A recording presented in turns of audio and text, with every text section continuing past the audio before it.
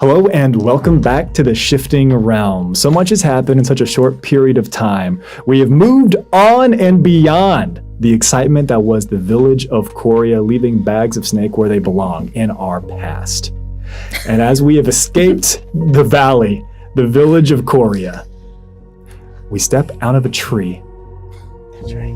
And as we step out of this tree, there are some light farewells. You see an emerald god chiseled from stone as he wishes you all the best of luck. There is an ushering to a spirit guide to come this way. And as you all are through, you see a bugbear rushing towards you. And you can hear the following. Brumph! It seems to be single-mindedly running directly at you, Nem. There's a great axe, and it is being swung over one's head as if it is attempting to gain as much momentum as possible for an incoming assault. What would you like to do? Brumph! You watch as you throw your arms up. Yeah, like hello. Yeah. Brump comes down and slams the great axe, cutting off a sliver of your hair as it parts directly by you and embeds it into a stump not terribly too far away from you. You still would like to give Brump a hug? Yeah, sure, why not? Yeah, absolutely. Yeah, hi. I'm gonna be like, hello, Brump. Hi, how's it going? Excellent aim, by the way. Knew you'd pull back. But I think she's also distracted because she's trying to see how far her hair's grown out, like on the ground. It's full. Your eagle eye vision hones in on it, and you can see your roots are showing. I'm still happy to see that, but notisably didn't. Yeah. You go in for the hug regardless of Brump still having two hands on the great axe now embedded in the stump, and you hear the following, hey, I have an image to uphold, so I was just trying to I thought it would be best if, I was trying to be scary, and if you're just hugging me, that... Oh, sorry, excuse me. Oh, you're so strong, Brump! Oh, it's truly a bear! Oh, God! You watch as Brump flexes. Brump! God! Oh, my weak feminine... Yeah, oh, You watch as Brump picks you up in both arms. Oh, all right. Nim, do you need help? Not yet? Very I'm well. fine. You all see, as you all have now fully stepped through, that it appears as if the caravan is stopped probably about 50 yards away from you all. You can see there's a small contingency of the rangers and the druids of the southern forces of the Great Forest of Viridia that appear to be forming an arc, a semicircle, not terribly far away, probably closer than the caravan itself, within 60 feet of you all. And you would also see that the wagons themselves all appear to be peeling off the road. So they are out of any line of fire of any fight that is about to be happening. You can see that there are feet and there are limbs that are dashing back behind the wagons, the carriages themselves. I pick up Nim's hair. Thank you. It's a witch thing. Shove it in my pocket. That'll be an exciting trick for later. Surprise. It's not quite the welcome back I expected. Well, we did disappear for a very long period of time with no warning. I gave warning. They should expect that out of us. Yes, we are very unpredictable. Mm-hmm. You hear a scream, seeming as if it is coming from within one of the carriages, which, being 50 yards away, they must truly be screaming as you hear a door slam open. Ow! Oh my! Screaming. It seems that you are back from that small sojourn I sent you on just moments ago, which everyone saw you doing. Quickly, come back together. Everyone, don't worry. We're not actually under attack. I sent these individuals on something very important. You hear someone whispering from within, which is funny because you can hear it even from this distance. So you realize that what sounds as a whisper to you must actually be somebody who was just stifling their advice to this individual. Stage whisper. Uh-huh. The loudest stage whisperer. And I need everyone to make a history check. Oh, yeah. Historical. Despite not having DC is a 10. Despite not having any memories, I'm quite good at history. Well, I got a 13. Well. Better. 13, what'd you get? Oh, it's 6. 2. Damn. 18. Okay. 26. Oh, fine. Ajax. 16 plus something. Oh, hell yeah. Plus Right. something. Anyone who got a 10 or higher immediately has the recollection that a big part of your disappearance to the Rangers and the Druids of the southern forces of the Woodland Realms was that they immediately cast changeling duplicates of you all here in the caravan. And while the rest of the troubadours and the rest of the Gallanteers are keenly aware of this, it would appear as if maybe not the Rangers of the Southern Forces are fully aware of what is going on and might be worried or concerned as to another group of individuals appearing. But yeah, not all of you have this immediate recollection, but some of you do. Yeah. As Castori seems to be ushering you all to come give your report. Because Miza was kind of the one. Yeah, that's right. We should go quickly. Must be some sort of... Hello, yes, our sojourn went very well. That was Yes, brief. It was so brief, so brief. No, this Nothing- makes sense with the time in the woods not adding Oh, up. right. Mm-hmm. Yeah. Yeah, we did stuff. Guys, play along. All right, you're adding too much to it. Just go. You all begin to walk this direction. You hear some of the Rangers literally begin to say, "No, that is actually impossible. I just watched that entire group walk off stage right, and they appeared stage left. Pursued by a bear. This is an impossibility." And you would then hear another Ranger come up and be like, "Honestly, we have seen much weirder shit in the past couple of days from these individuals. They said they were bards? I don't know, man. I'm not asking questions anymore." You just wake up in a basement, it's magic. You all begin to make your way past, and you see Castori is standing at the back of their carriage, still pulled off the main path road, tapping their foot quite quickly onto the ground. Now, I understand that it wasn't just you all that was coming through, but also Miza and Ramshackle as well. Loaded with treasure. And Miza's wearing the good Lord Horatio. Miza's wearing like 1,000 gold. Durza, Oh, wow. Delphin. Yeah. We also have the Got a lot Witch. We have the Lord Great We're all in Ramshackle. who are all in Ramshackle. Yep. So, Ramshackle's just creaking and groaning right now under the weight of gold. The weight of gold. Yeah. And you all bring yourselves and Ramshackle and everything else joining back into the caravan. And you can park a Ramshackle nearby as to where Castori's main carriage is. And don't worry, there's plenty of room because it is larger on the inside than it is on the outside for Castori. And as you all are approaching, he would again continue the facade as he says, "Oh, well, it was so quickly that you went off and did exactly what it was that I asked you all to do. So quickly, in fact, that some people probably saw you just now leaving. The trick of the light. Get inside quickly." Brumpy, you can put me down now, thank you. So sorry. Brump whispers like, "Hey, again, I know that you're like a lot stronger than me. I can tell who the most dangerous is, like anytime I assess a group. Oh, stop, Brump. I just want you to know how much I appreciate you playing along with this."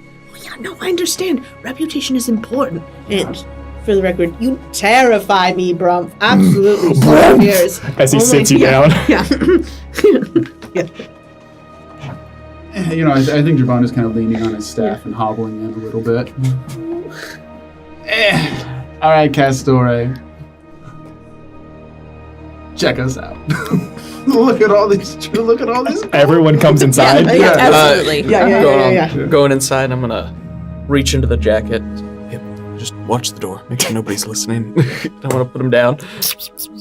Pip goes to the door. Then you shut the back door of the carriage. You can all be inside, with the exception, unless you all want to do. I just need to know: are you also gonna get Durza, Delphin, the Witch, Lord Great Man himself, or are you gonna leave them in Ramshackle for the time being? Let's not leave. Let's take him out. Bring them all in. Bring them all into the tent. Yeah. Let's Back back up. Ramshackle. Unload him. Like an air, like, yeah. Devastation, the steel defender outside of the door, to No, laugh! to keep guard.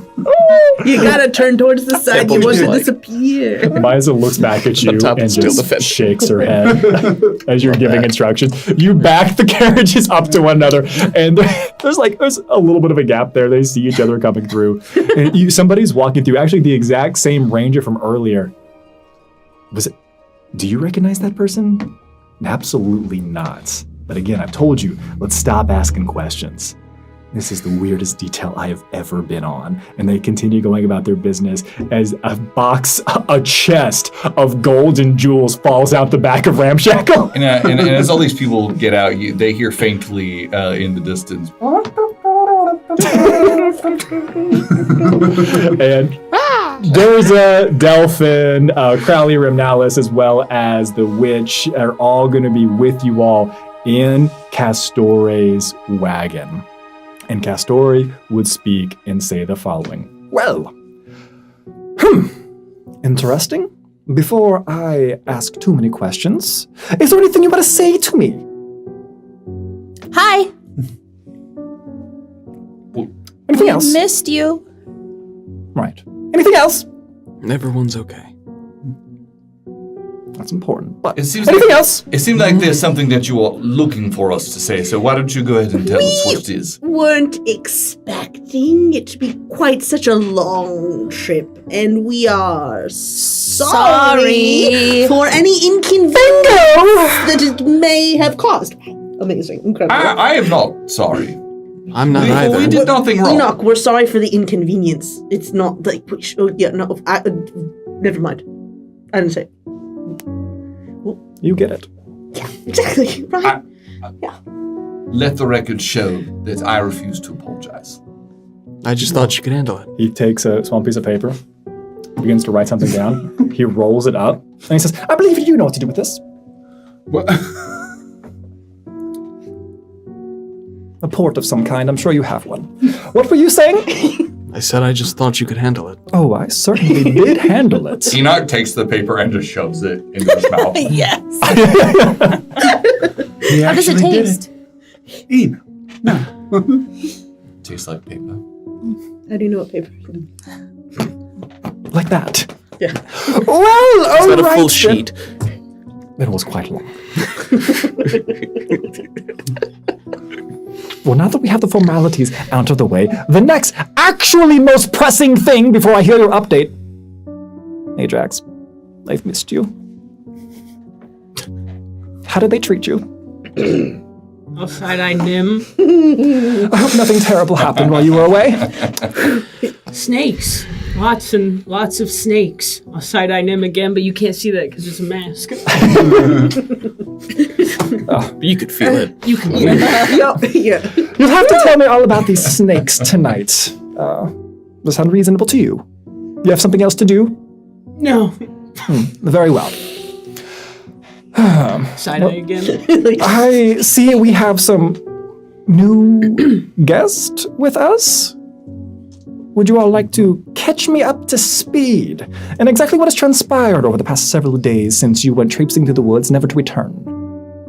Well, first, I don't know. We tell him.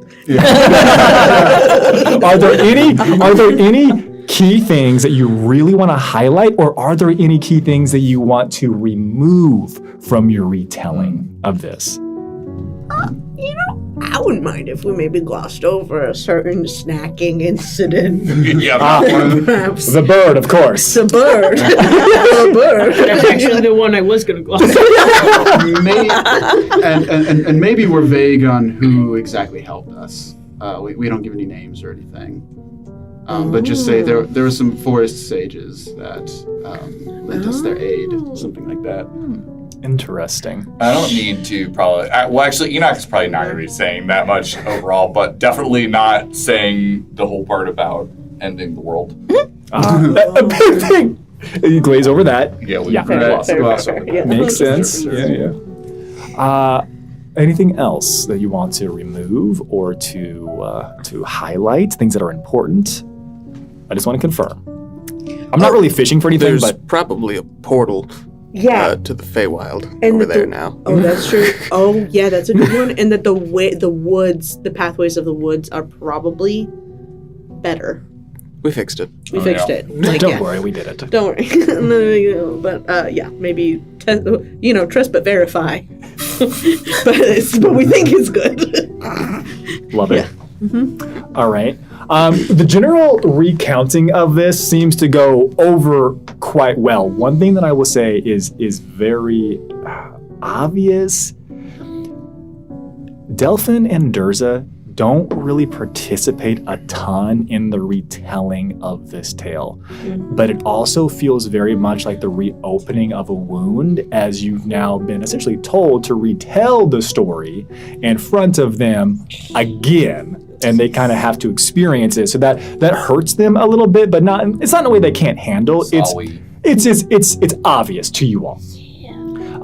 Kantara looks remarkably comfortable here in the space, Kantara the Witch, and you watch as it seems as if she almost knows her way around the inside of this carriage, as she immediately reaches in and pulls out what looks to be some loose leaf tea, and then gets up and moves over to a separate part of the carriage and begins to brew herself some tea with something that is already hot water brewed in the space. And you watch as Castori pays no mind to this as you all continue the retelling.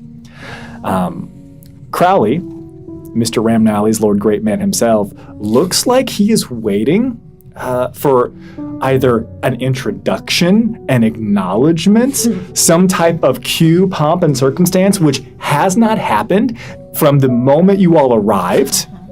Nim got carried over a threshold. No one assisted Crowley Ramnally's. All right. Looks like he's becoming growingly frustrated given the current climate and situation of what is going on with all of this. The highlighting of the portal to the Feywild and it reclaiming the valley, there is note and intrigue, and you all would watch as you've all seen almost it's like you have a projector screen, but you have multiple maps, multiple projector screens, and he like flips through a couple of little ropes, finds one he wants, and then pulls that down, and he watches a map of Braitha comes down inside the caravan, and you watch as he takes a special quill that he has next to it, and you watch as he marks a little X in the area that you all describe, and you can see that there are several other small X's that are on this map. They are predominantly located in Western Aloria, but there appears to be one or two on every major continent thus far. He adds that, as you say, a potential portal to the Feywild has opened or reopened, depending on how you would frame this conversation. At any point, would you share that, I got the wood thing, but the specific fact that you all had received word or notification from the Lords of the Wood themselves while you were there? Yeah, I think that's a good wrap point. I think we want to flex a little bit about that. Okay, yeah, I love it. Beautiful. He would put some things together, and he would say, that's interesting that you say that, because when did you say that you all succeeded, won, did this, became heroes again? A few days ago. A week ago, I'd say. Interesting. And he would recount and tell you all that almost without fail, all of the rangers and druids, all the elves that are currently traveling with the group, including Vern Vicephali, who was the leader of the Southern Contingency, he said they all stopped in unison simultaneously as if they heard something to the east. And they couldn't explain or describe what it was.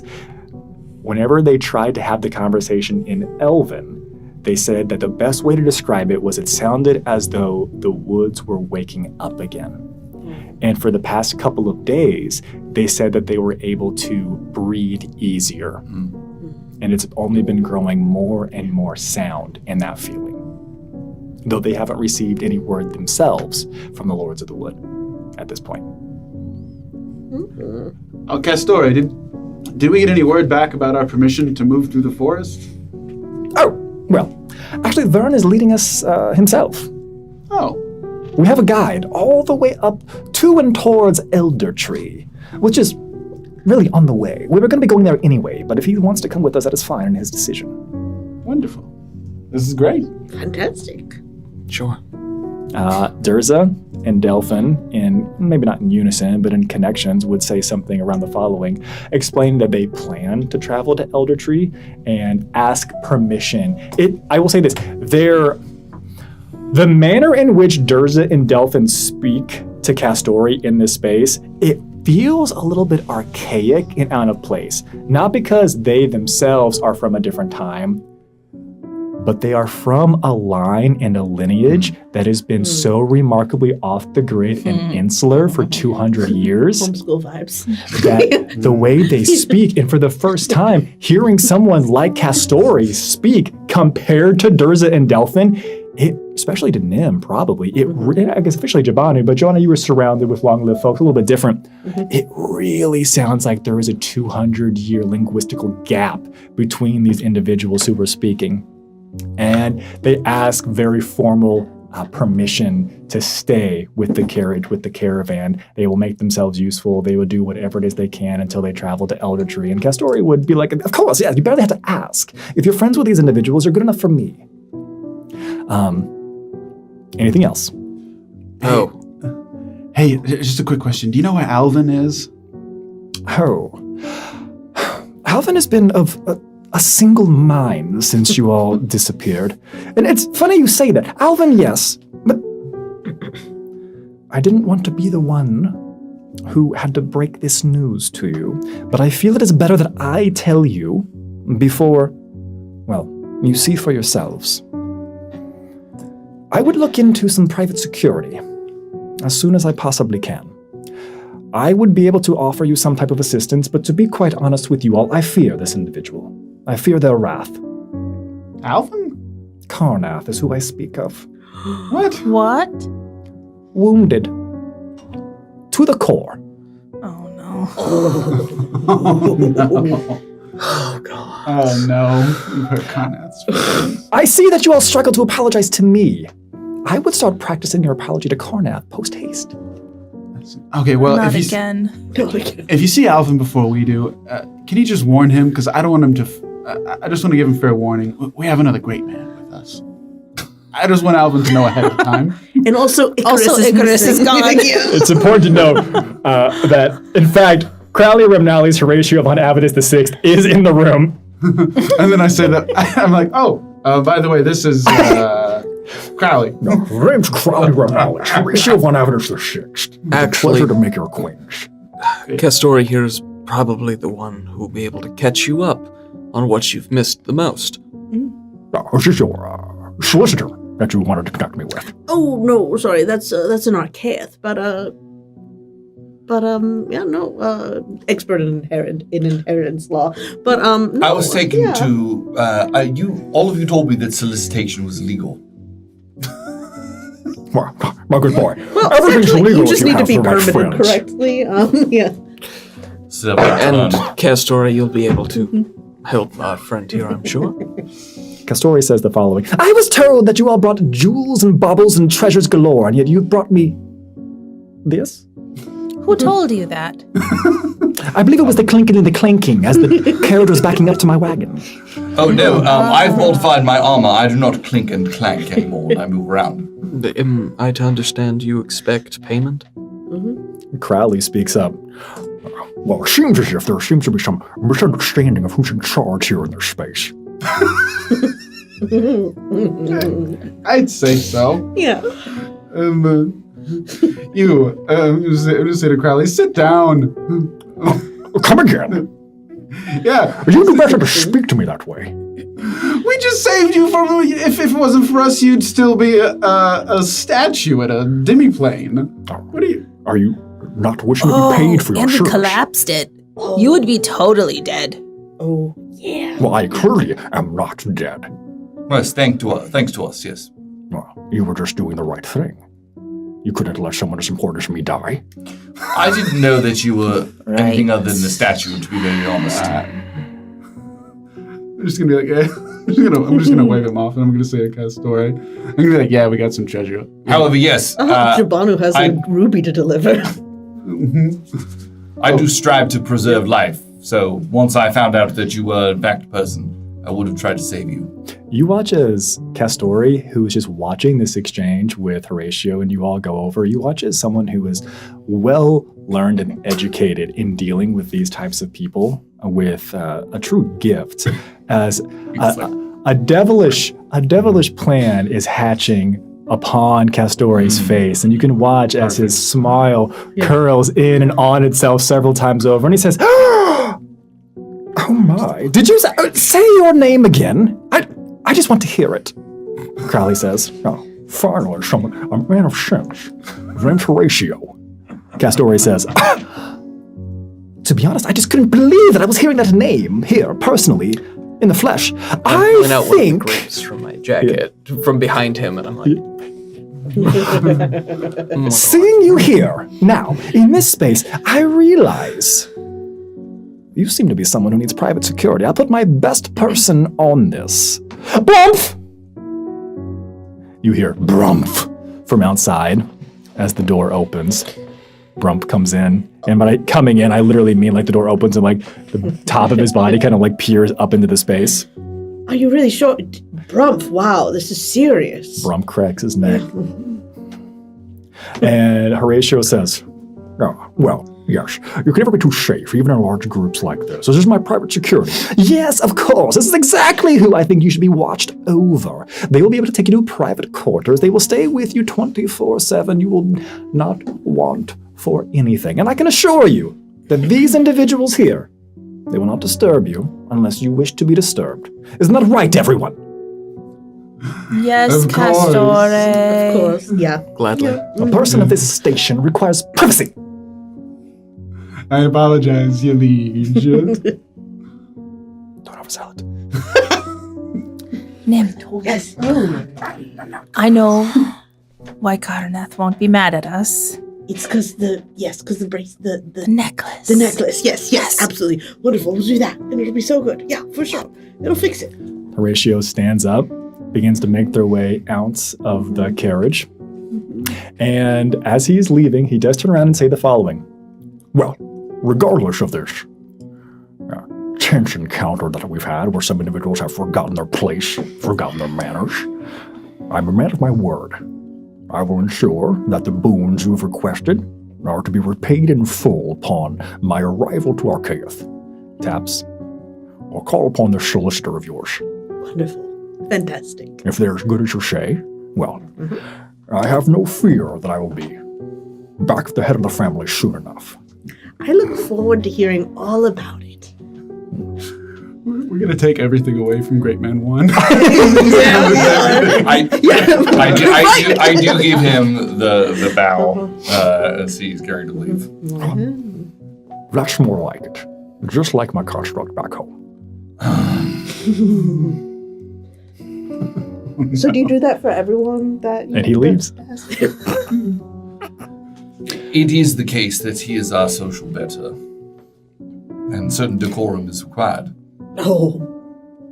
But I don't have to like it.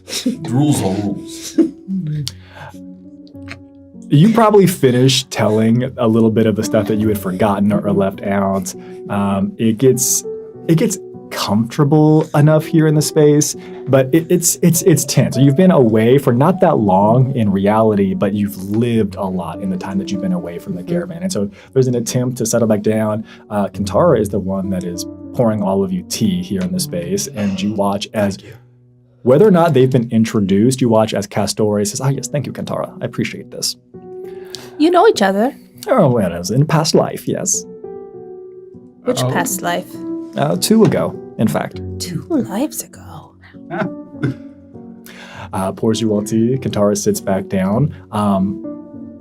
You would hear a very firm and rapid pounding on the side of the carriage.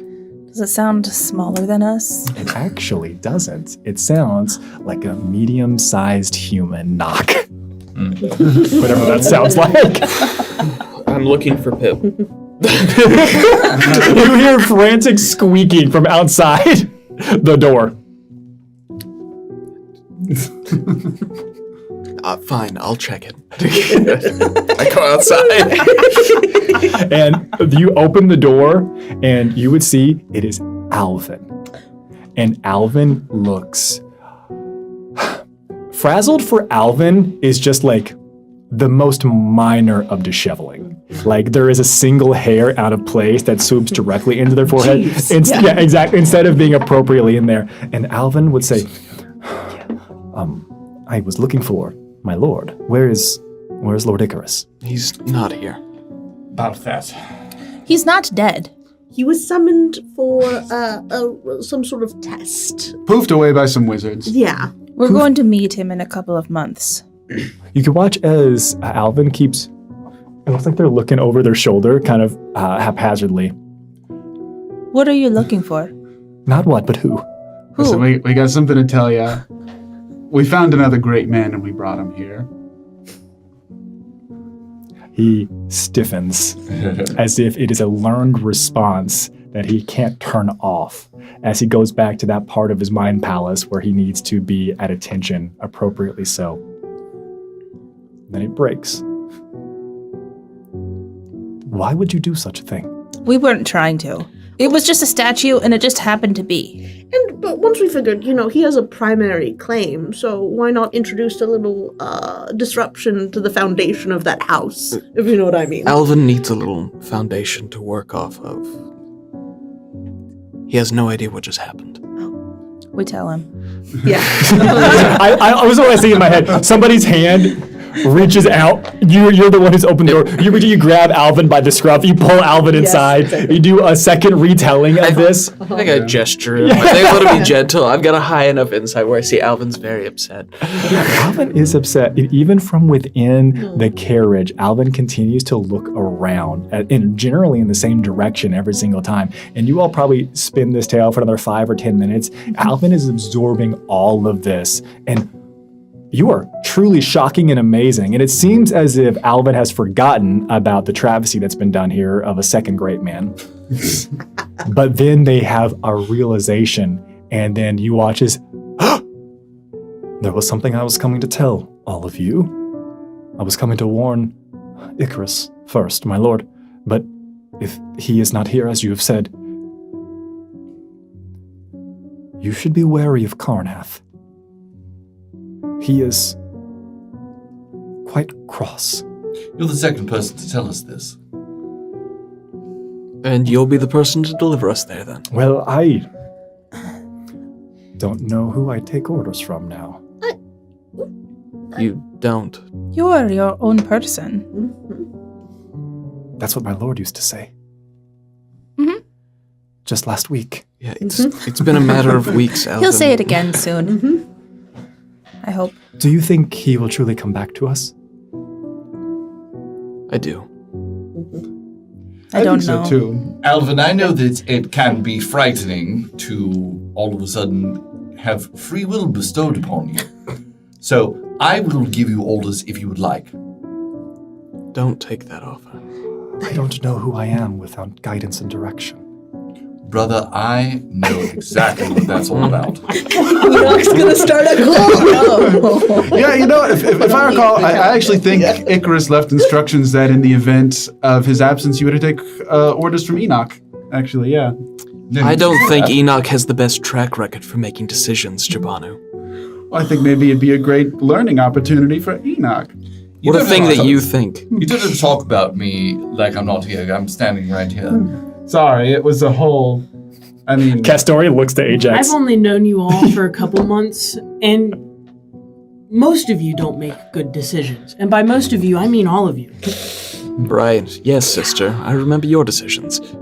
Castori's just eating The snacks in decisions the to corner. help you? I mean, so far. It all works out, doesn't it? No. It started with some of the performance choices they made on stage, Ajax. That's what I'm saying.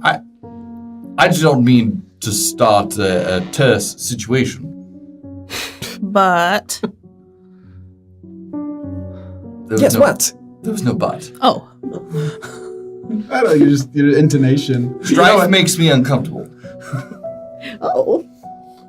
Alvin is the one who speaks up. I think what would be best for me is a weaning process off of this need that I have. Enoch, Lord Enoch, if you would be so kind as to offer me guidance and direction until Lord Icarus returns. Very well. Just like throwing gasoline. Well, the carapace of my steel defender is in quite a state of disrepair. Would you mind polishing it?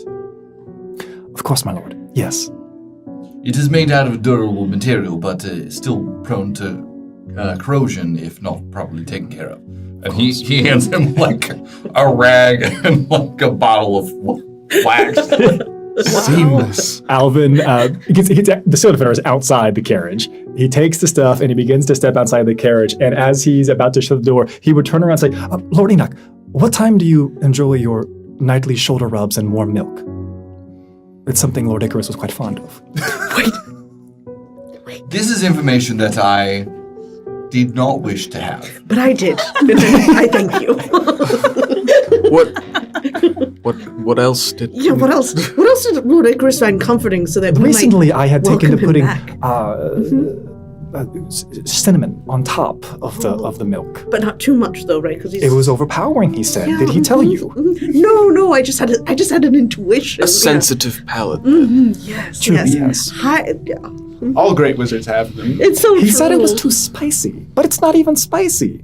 It depends on how you interpret the word. But Yes, of course. And but he's such a highly sensitive individual. As is common with ones that are so intelligent. this is true. My lord. That's right. Graduate of the College of the Weave. Yes, he is. It's like I have two mental images of the man that do not line up. Lord Enoch, I will get to this post-haste. Thank you. Speaking of post-haste, I'm going to get up, I'm going to grab the ruby necklace and a bunch of other jewelry, and I'm going to take my cane, and I'm going to kind of hobble out on it. And I'm going to be like, I got a date. Oh, she knows you're coming. Not yet. And then I'm going to kind of tap the cane against my shoe, and I'm going to be like, she likes it when I use the cane. I wonder how Karnath will feel when she dips out on him one more time. And then I'm gonna hobble out. See you guys later. Goodbye. Take your time. You can make me an active perception check, please. Active perception check. Got it. He's going to be pissed. Yeah. 3. Okay, you don't notice him. That is that checks out. So, Alvin. You open the door. Yeah. Every time, it's important to know, every time the door's been opened and shut, Pip is just like on the stairs, and you told Pip to watch the door, but is a terrible door rat. Right? Because everyone just keeps coming and stepping over and around Pip, and every single time, it's squeaking up and over as they're coming. Proud of Doing you, their Pip. best. He's doing his best. And Alvin is cleaning the steel defender. Where did you say Karnath was? He stops, holds the cloth over his arm. Lord Karnath said that they were taking some time for themselves this day. They've been, every opportunity we have to stop, they've been staring into the woods.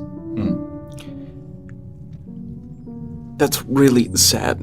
Where were they staring into the woods, though? I only watched for a few times, but it's grown too painful. I know they face east most days.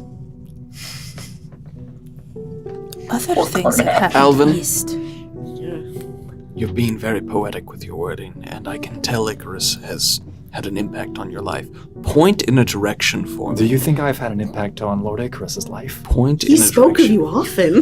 Looks back. Oh, he named an animal Palvin. There's someone else. I will peek over Silas. Where is Karnath? You can feel the steam on like the underside of your mask. It's away from fogging up. Ajax, but in a cool, subtle way. Well, I imagine they're at the edge of the woods. And just points all that of the general woods. direction. I think we should go. I think we should rip this Band-Aid off. Yeah, I think so. Right, without Jabanu. No, Jabanu will be there. Don't worry.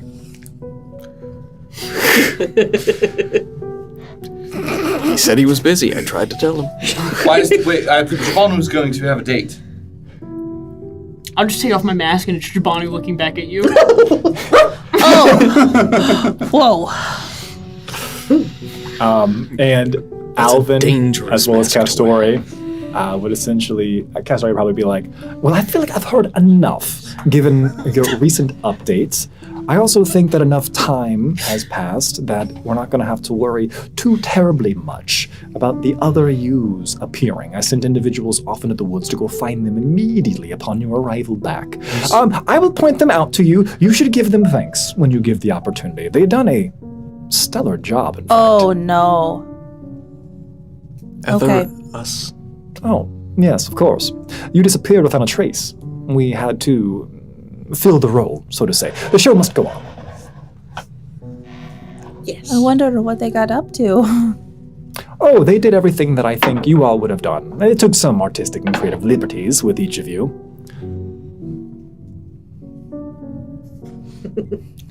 Can't wait to hear. Yep. Well, I'm sure it'll come up naturally over the next days of travel.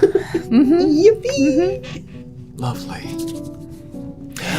Great. And you all could leave and go searching the edge of the wood line to see if you can find Karnath. And it is remarkably easy to find Karnath because Sounds of weeping. The vegetation's all dead. He took all the violins. Karnath is sitting atop a small boulder. He has his legs crossed, and sitting in his lap, there is a baby gem rock. And he is petting it. It is cooing in his arms, and his eyes are closed. But as the bird itself is cooing, there is a radiating energy in about a 30-foot radius coming off of the boulder, coming off of the gem rock, coming off of Karnath. You can be approaching from behind him. Alice, I got the bracelet. Do you think this will be enough? This will be enough. That, and I know that his father is alive. That's right, exactly. We have good news. Okay, yeah, this is fine. As Jabanu, I will approach first, as I've seen Jabanu do multiple times without reading a situation, and I will just stick up my hand and go, "Hey, Karnath!"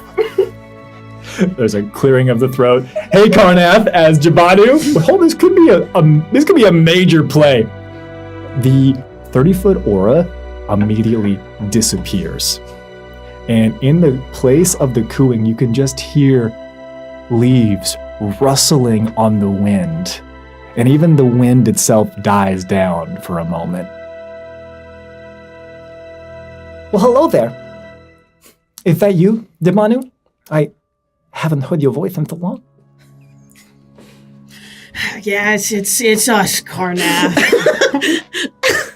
So how you been? Why don't you come around to the front of my rock so I can see your face? And I'll do just that. Do you mean the rock that you're sitting on or the rock that you are holding? So many questions that you have asked, Enoch. The answers that you need are here with me. Yes, that's why I asked you. Then come look me in the face. I'm gonna start walking. Like nobody else is walking. I'm walking. I jump right up on the rock next to him. He doesn't budge. Neither does the baby Jim Rock. Are you real? He continues to pet the baby Jim Rock. It definitely moves, appropriately so. I want you to make either an animal handling, a nature, or I'll also allow perception, and just you'll get a little bit of different information as you're hopping up on the rock. It's not really good. Wait. What if it was better? I don't know how Flash Genius. No. Yeah. And then Here, have this dice. Stick it here or something.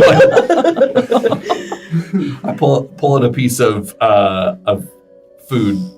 No, I don't need to eat. Here, take some of my rations and hold it out. There's no way that omelet's still good. And you can add It was in the bag of Plus cold 4. What are my options? Nature, animal handling, or perception. Just tell me which one you choose. I'm gonna choose perception. Okay, what'd you get? 18. You are seeing a relationship. The rock essentially bonded with you as soon as it hatched. While Karnath is holding it, there is something pure about that connection. It looks like it is beautiful, it is serene, it is a perfectly balanced and beneficial, equal relationship between the two of them, well cared for. The instructions to give and take care of this rock have been fully embodied by Karnath. This creature has been cared for to the utmost degree. But as you see that, I don't know if Irelis kind of made an assumption that there'd be like, oh, like, mommy, you're back. There is something. Them holding each other looks right. All of you. They got fritzed. All of you come around to the front. Karnath looks at all of you. How long has it been? Like a week? Time moved differently where we were, so I'm not entirely sure. Also, Icarus isn't here, so That's he true. would be the right person to ask that question. Yes. Oh, he's not dead, though. And he's safe. He's safe. We're sorry we worried you. Yeah. And sorry that... I'm not sorry we left you because it was very dangerous, Karnath, but I'm sorry for the pain we caused. And it was so important for our baby bird to be safe here.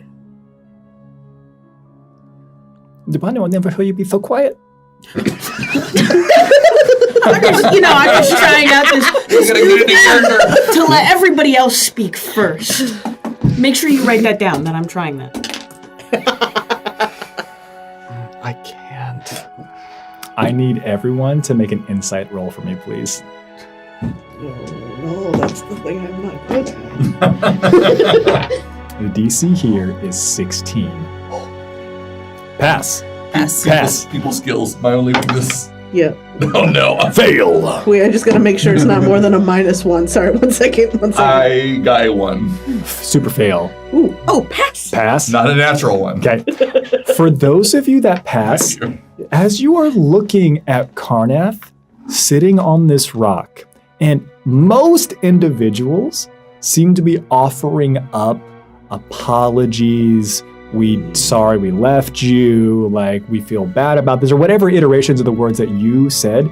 You watch as every single time that an apology is offered to Karnath, it looks like he is being wounded even more. And you clearly can tell and realize that everyone misjudged what Karnath was doing.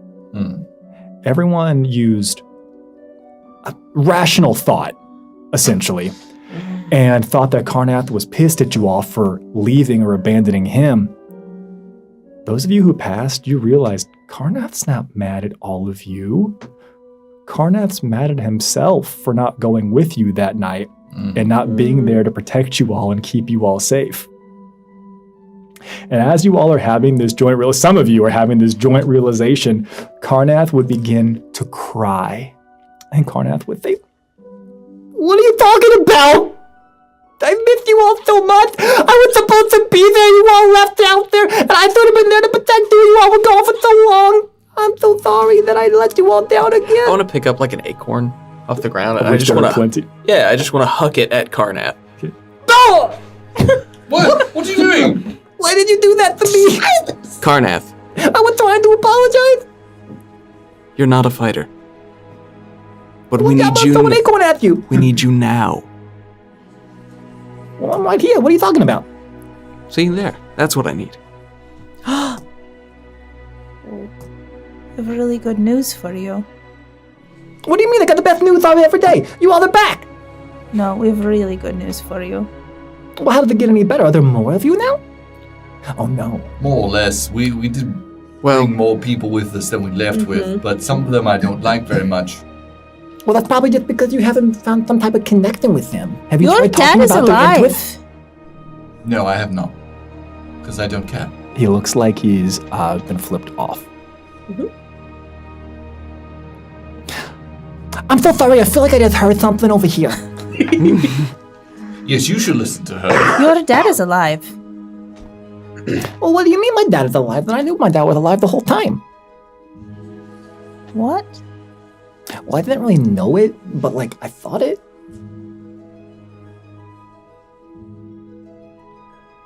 Well, You believed it. What's the difference? Belief is when you think something but have no evidence. Knowing, which you are now, is when you think something but you have evidence for it. Well, where's this evidence then?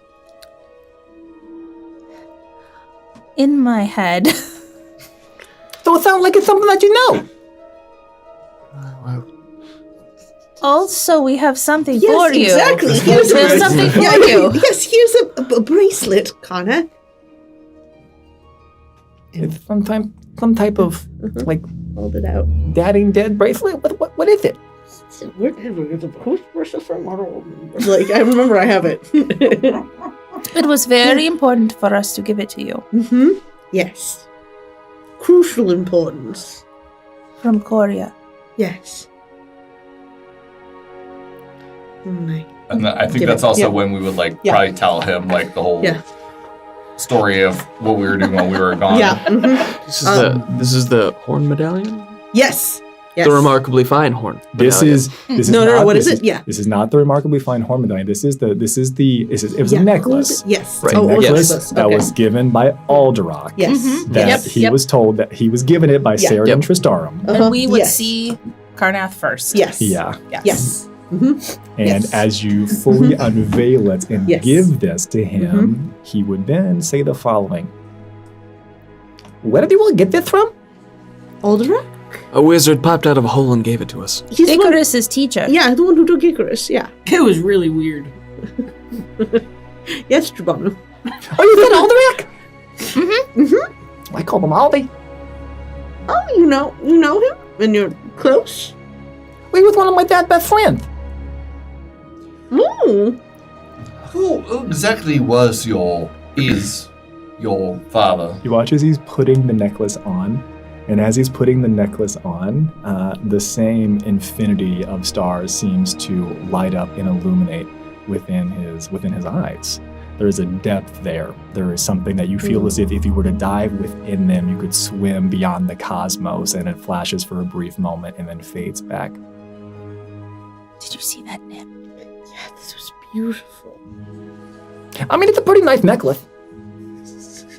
Yeah, that's what we were talking about. It's yours. Well, it's my dad. I'll give it back to him whenever I see him next time, though. Although it has been like several years since I've seen him last.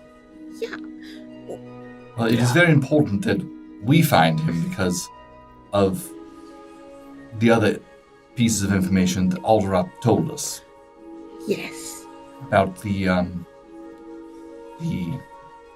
charge that your family keeps the fonts of Frith. Yes.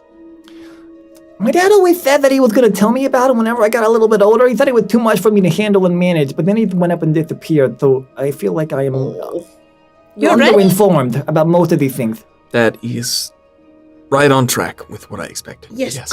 I was wondering though. Do you remember anything about the battle that you guys watched? You used to take me to a lot of them, to be honest. That you all saw that one photo that one time, and that was pretty cool, but that was like one of like 12 that we went to. One of 12 battles. Do you remember Wait a minute.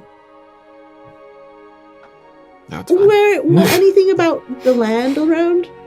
Well, it would take me some time to think about it. I'll have to recount it. I could probably do some like paintings of it for you. That would be amazing. Yeah, I'm wondering if they were watching like Korea battles or like what? Yeah, what sort of timey-wimey? Yeah. He says that he would gladly do some some oils for you. I would love that. Yeah. Yeah. Do you know Karnath exactly originals. where you were? No, that's pretty tough to know because we never would stay there for very long at any one time. We would go there for a little while. He'd be like, "This is really important, son. You guys better pay attention to this time. It's going to happen a couple more times, but this is the one that's really important." And I'd be like, "Okay, Dad." Did he tell you why it was important? He said that I would know when I knew, and I still don't know. So I'm glad you're sitting down. It's important now. Well, that's why I'm going to paint them. Right. wonderful. All right. Well, maybe we can find a little more information out for us all. Well, okay. Well, it seems like you all are taking my apology to heart. I forgive you, Karnath. Yeah. I forgive you, Karnath. It's nothing. Ajax might be a little upset, though. I'll go find them and apologize tonight. Good luck.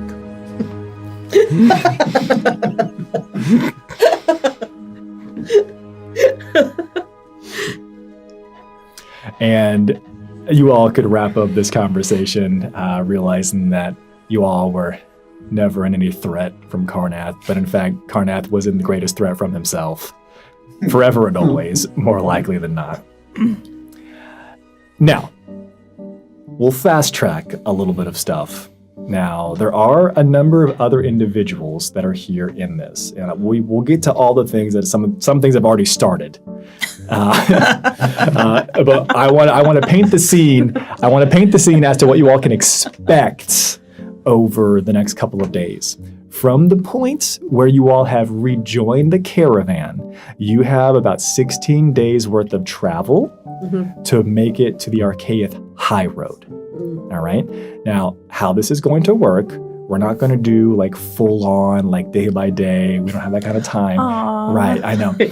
We're going to let it roll. But because you all are traveling for so long, I will let you all, if you want to pick, you can pick up to 3 things that you want to be focusing on or working on during the next 16 days. All right. So we'll just call it 2 weeks, right? And 2 weeks and a smidge. If you want to work on the same thing, like just really hard, that's completely okay. But you can choose up to 3 things, and I'll let you roll for this to see if you can gain another week of study, information, knowledge, foraging, for whatever this is going to look like. It's to give you an opportunity to utilize the fact that you're back in semi-safety, but you're also traveling. So we'll just kind of see, we'll lock behind some rolls and see how that study goes for you, right? It's not like you're in a protected town doing your extended downtime. With that, we do know that Lord Yukari Esters is here. He has not been seen yet, right? We also have Durza, Delphin. Obviously, we have the witch Kantara. We have the entirety of the forward, the rear guard, the central guard. We have the forward scouting rangers as well. We've got all the NPCs from the caravan, as well as like you all in the party itself. I will probably, towards the end of the 16 days, we'll do like one camp. That's like the standard traditional camping nights to see what that would look like for you all rather than playing out all of them. Sound good? So what I want you all to be doing, think about your list of 3. Think about the 3 things that you want to study, work on, research, forge, craft, etc. While I ask Jabanu the following question. Where are you taking that ruby, big boy? Where are you going to put that ruby? I'm going straight to Raya's tent. Yeah? Rubies for Just wherever Raya. her carriage. That's Yeah. Rubies for Raya? Yeah. Episode title. Calling it now. Yeah. Okay. It's important to know, no tents are set up because they were in the middle of a travel, so it's just the carriages. Got it. Okay, so carriage. So yeah, just whoever I know her carriage is. Yeah, she's got a personal private one. Yeah. And I'm just gonna kind of lean against it, knock a couple times. There is no response. I'm gonna lean against it, knock again. There is no response. Oh no. Raya? There is no response. So yeah, I'm just gonna search around, ask around. Hey, like you seen Raya anywhere? Just anyone, first person. Okay. Make me a perception check, if you would be so kind. Very well. I got a 14. So I got a 21 total. Beautiful. This is what you notice with 21 total. An individual it seems like they are literally about to give you a response. You watch as a twitch, and it looks like they look over your shoulder for a second, and then instead of giving you a response, like, no, I haven't seen Raya. It's been a couple days. I'm gonna whip around. And as soon as you whip around and whip back, that person that you were talking to is gone. You can see them walking away quite quickly. Just shoes on the ground. Yeah. And I'm gonna be like, ooh, the game's afoot. And what's your next plan? What's your next move? well, like I think Jabanu thinks it's like some kind of literal, like, hard to get sort of psychosexual mind game. Damn it. Ben has read Roger like a fucking book. Like, I think she's It's been a long lifetime. and so I'm gonna be like so I'm just gonna stretch out and be like I guess I'll give up, but I'm not. I'm gonna keep on, like, I'm gonna try and find her and surprise her, like find her before she. I need you to make me a dexterity saving throw, please. Yes, I got an 11 plus. I'm proficient in it, so that's 18 total. Beautiful. There's this moment where 17. You're kind of leaning against this post, and the post has just like because it's hanging off one of the carriages, right? But there's a bucket that they put up and they could take down if they need to, like, get some water for the animals and take care of this. And you're like, oh, well, I guess I'll just give up. You watch as a knife embeds itself into the bucket. And I'm just gonna be like, dung. It is remarkably rigid. What a Tom and Jerry moment. I'm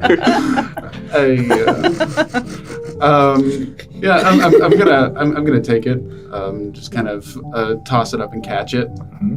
Oh, where could that have come from? Maybe a performance check. 12. I'm proficient in performance, so that's a plus 3, so 15. Good enough. What's your next move, Jabanu? This is your last move. This is the last move. I am in the direction of that the knife came from. I am going to not. You know what? I think I'm just going to kind of casually saunter, still taking care to kind of use my cane and appear even older than I already am. Ooh. Right? Ooh. Like, Right. All right. Beautiful. Amazing. You begin to walk in the general direction, grunting and groaning appropriately, right? Because, you got real bad knees, you're bad arthritis, right? Terrible.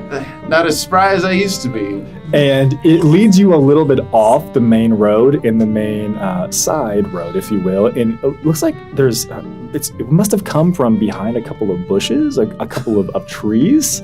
It definitely very much looks like you can make out probably where the line of effect was.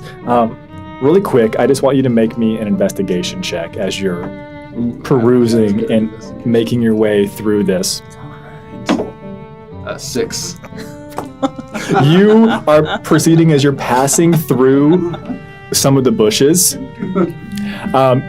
You feel immediately as your foot steps onto some type of pit trap, and you fall, probably only about 6 feet down. Right. And immediately Raya, which is far for Jabanu, Raya, as a fox, it's the best she could do to dig a quick burrow in the time that she has had doing this. 6-foot burrow. She's a fox. Yeah. Oh, yeah. She's a stone cold fox. And as she lords over the hole, looking down at you, she says, I hope I didn't break your hip. Not yet. And she jumps into the hole. The tarp goes. Immediately she jumps in the hole. She had already placed a rope down there. She pulls on the rope, and the tarp with leaf covering it comes over this. Romantic. It's got wool in there for sound. Yeah. You know. I think at some point in there, I stole this from a Medusa queen I killed. She takes the ruby and puts it in your mouth. Even though we are already in a hole, I think we can fade to black there. That's symbolic. All right. Well, now that we've wrapped up arguably the most important part of rejoining the caravan, we can really get on with everything else. It's an afterthought. Yeah. Does everyone have their list? Guys, is it warm in here? Unrelated at all to the previous scene, Jabanu, what's your dexterity score? It's a 16. Great. Yeah. Great. He's working on increasing it, though. Yeah, I know. But that's important for something I want to do during downtime. What? What did I say? I didn't say. Who said it? All right, folks. We're going to run the roughly 2/3 weeks of extended travel downtime as you're making your way to the Archaeith High Road. And here's how we're going to do this, right? So we have the rule already, essentially, for whenever you're taking safe extended rest, you can spend a week and you can essentially learn and gain skills. Whenever you were in Port Haven, it was immediate. Matter of fact, right? Because you are traveling with the caravan, you've got other jobs and responsibilities. I'm going to let you all put a role that you all can tell me what you want the role to be. If you have a relevant lore, a relevant skill, pitch me, sell me on it. And depending on how far along on your training, I may raise or lower the DC appropriately. If you get a natural 1, we're going to say that attempt for that week was a wash, all right? So that one thing of 3 was a wash. If you get a natural 20 on this, typically you can't really crit on skill checks, but for this, I'll let it count for an additional week of study. You really locked in, you were in the zone for whatever that was, which could get you to your knowledge much quicker. Sound reasonable? Mm-hmm. And actually, we typically start over here, so we'll start over here with you, Jabanu. If you would like, what are your 3 things? And we'll probably resolve it as we go, so probably won't be a kind of RP, but just give me your things, we'll make the rolls. All right, 1, I'm going to continue my warging training with Miza. Okay. So, Miza can practice being able to move around in an elf body. Of course. And vice versa. 2, I've been kind of looking at the extra dimensional properties of Castori's wagons. And I'm kind of wondering, bigger on the inside than it is on the outside. So I'm kind of asking about how he did that. I'm wondering if I can do it to my wagon. Okay. Extra dimensional spaces. Since my wagon's pretty. Do you want a 3rd? Yeah, I'm gonna take another crack at my codex. Beautiful. All right. Great. Let's do warging first. What skill do you want to use? Animal handling. Animal handling sounds good to me. 7. I got a 16 total. 16 will be enough because you have less than 6 weeks tracked for this, correct? I think so. Okay, beautiful. We'll count that as a 1-week pass. So you can add that down, that you have an additional week of learning and knowledge taken care of for that. Cool. Extra dimensional spaces, for me, it sounds like it becomes an arcane and arcana conversation unless you have something else that you think is relevant. And no, I will not accept lore tourism. Well, no, I'm hoping that I can get them to help me enchant it or whatever is needed. But yeah, I can roll. Right. We'll lock everything behind a roll to see whatever the success failure is for this. But yeah, they're helping you. But it's essentially someone trying to explain something to you that you know literally nothing about. Yeah. All right, let's do it. I got an 11. 11 total? Total. Okay.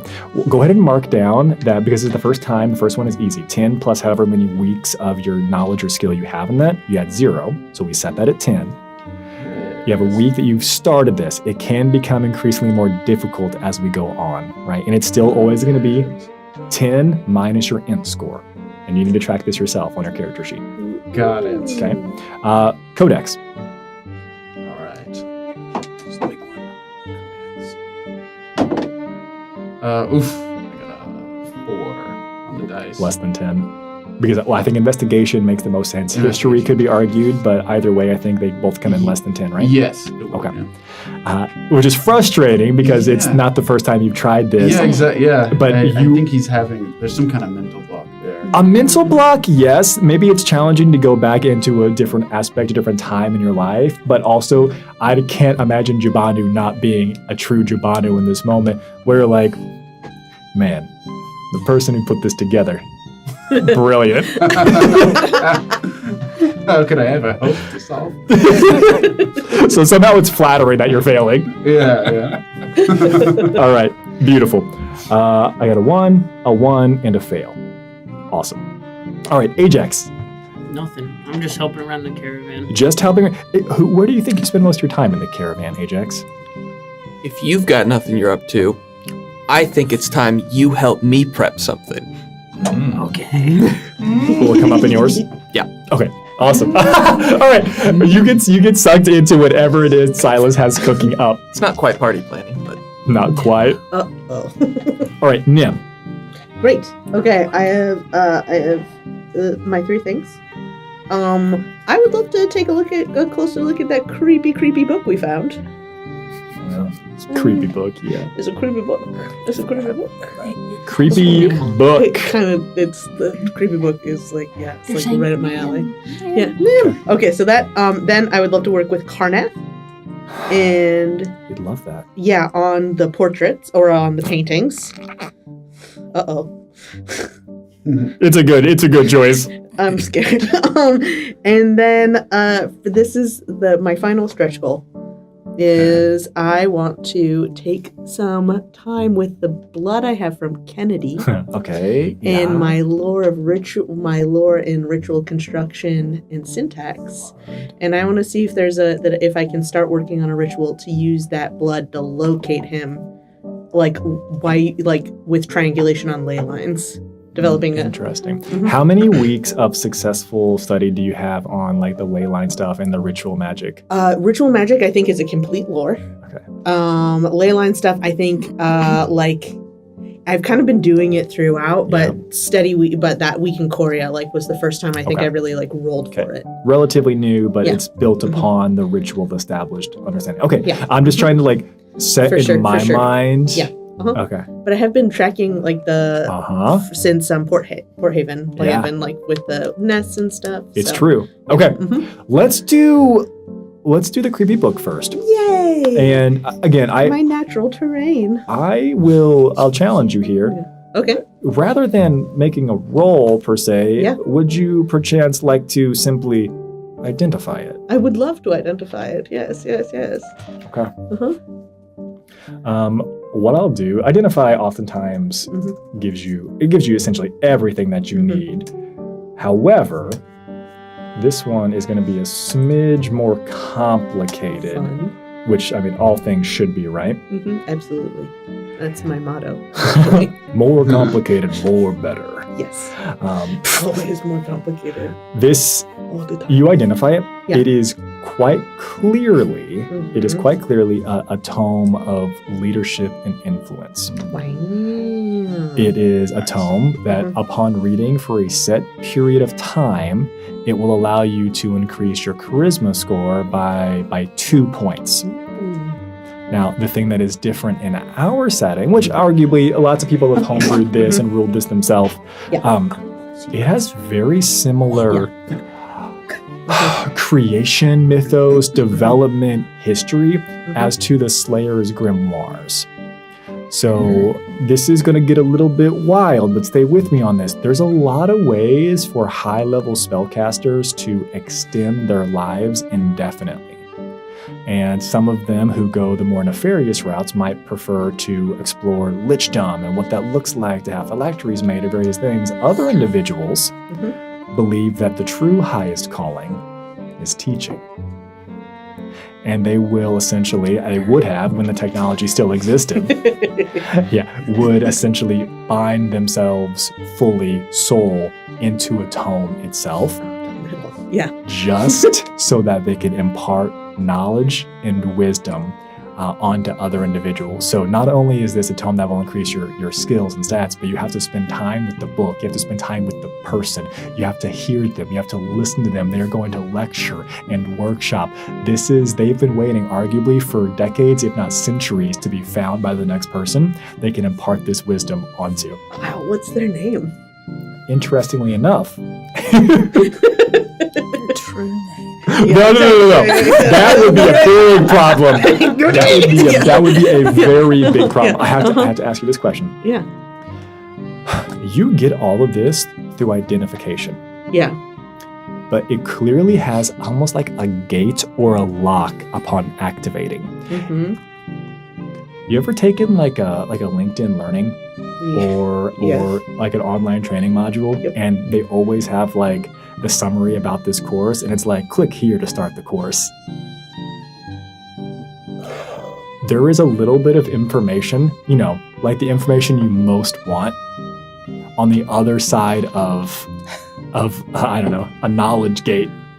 And you have to start the course to get that information. I'm gonna put the book down, and I'm gonna walk over and find Enoch. Okay, what's the plan there? Yeah. Hey, Enoch. How's it going? This is usually when you want me to do something for you. Yes. But I think it's good. You don't sound convinced. Shh, Enoch, I'm trying. I'm not entirely, but you know how the pursuit of knowledge is like great. Yes? And you know how sometimes if I forget myself, I can be a little unruly, a little bit of a menace.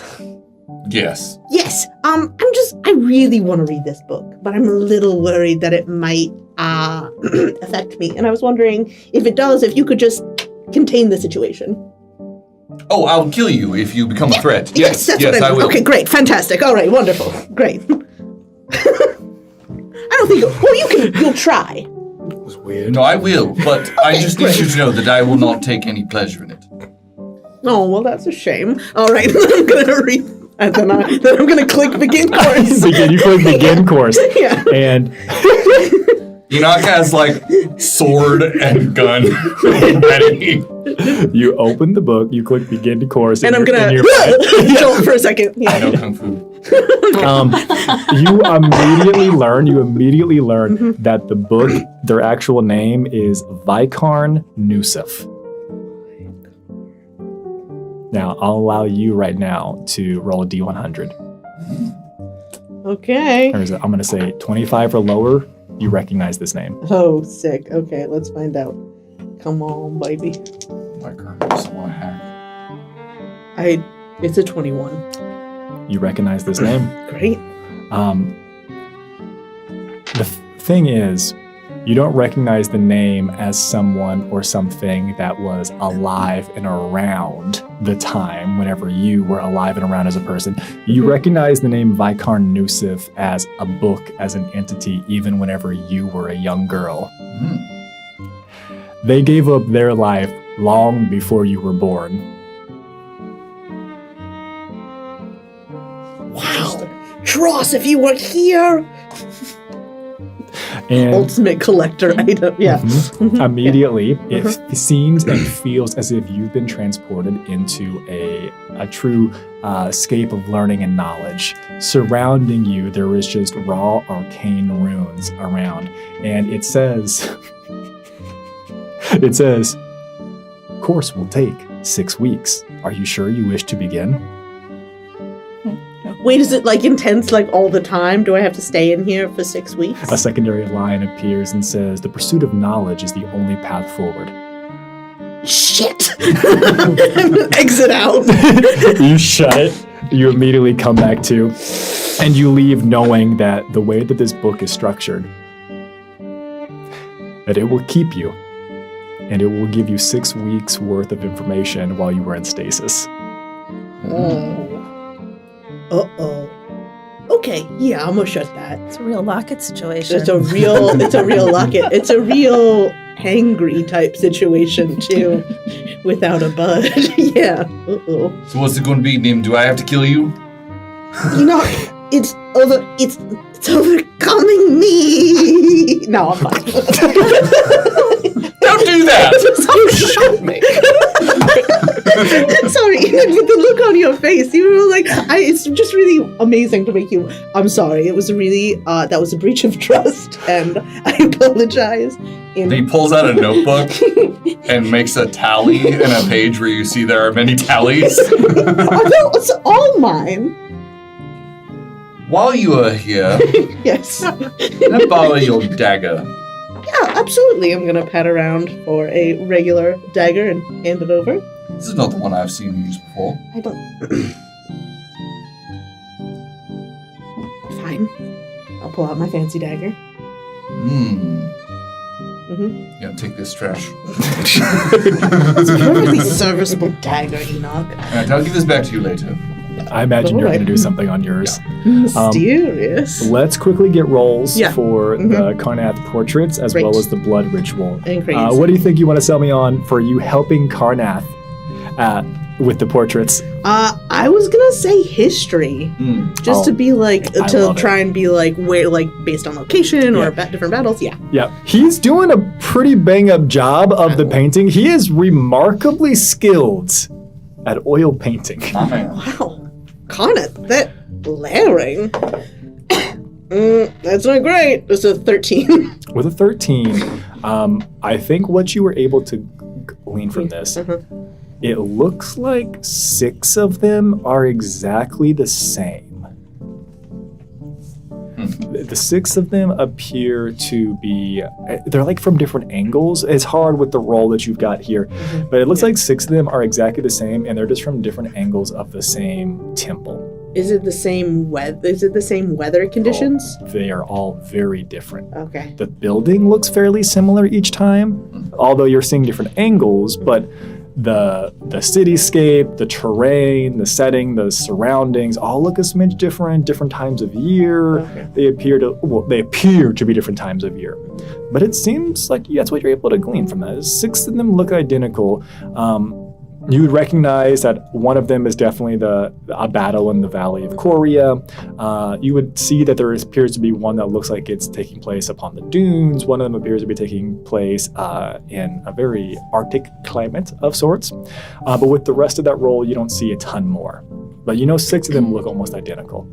Okay. Wonderful. All right. Give me a roll for the blood/ritual to locate Okay. one Wonderful. Kennedy Scott.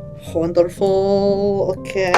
To reward you, before you say this, roll with advantage. Oh, thank God. Okay. Because you have completed time and effort into a previous lore for this. Oh, thank God. Okay. First one was a 3. And then that's my proficiency bonus, which is 3 right now in my intelligence mode. So it's a 16. Okay. This is what you learn.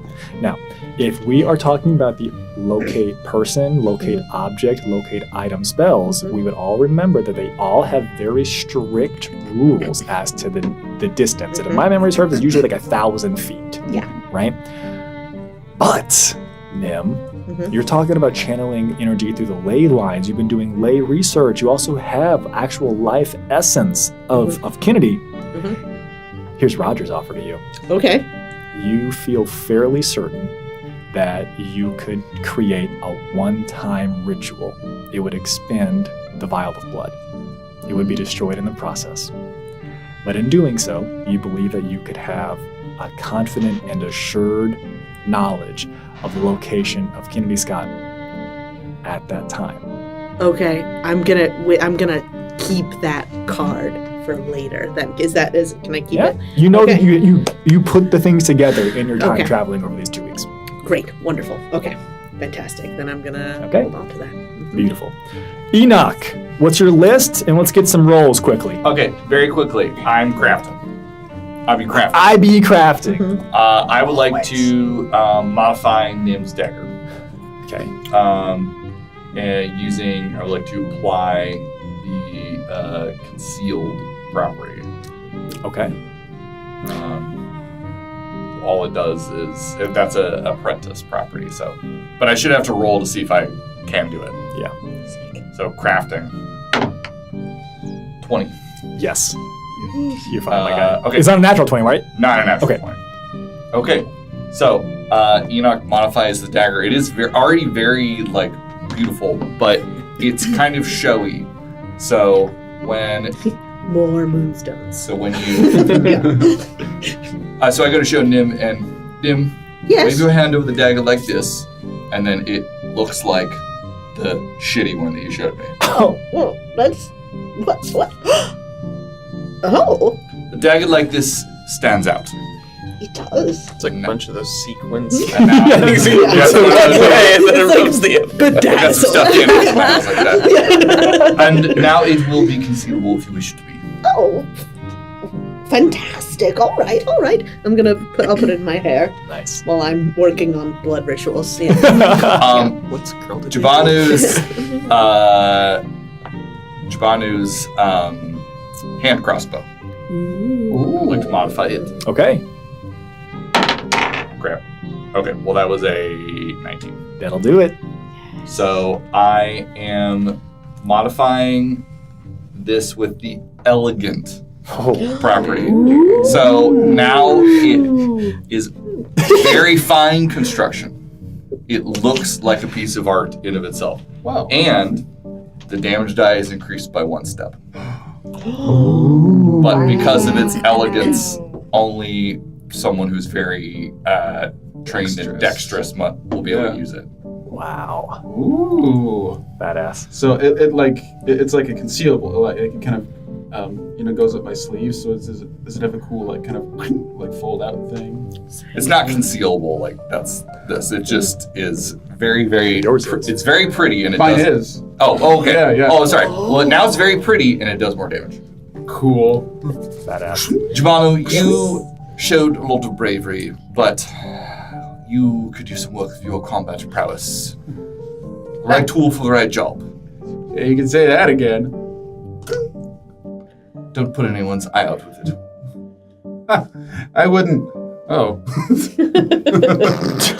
And the last thing that I'd like to do is I'd like to. So this is just me taking a spell that I've already like approved with you, but it's just like an RP thing. Okay. So I'm just investigating like ways to modify my own, create different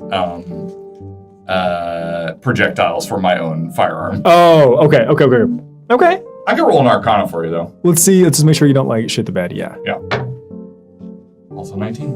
Okay. We sound good then. Okay, so I learned the spell Bombardment of Stings, but instead of it being bee stingers that come out of it, it's just like I'm packing a shot. So when I take one shot, it fires out a cone Badass. of projectiles. Duck's Badass. foot folds out.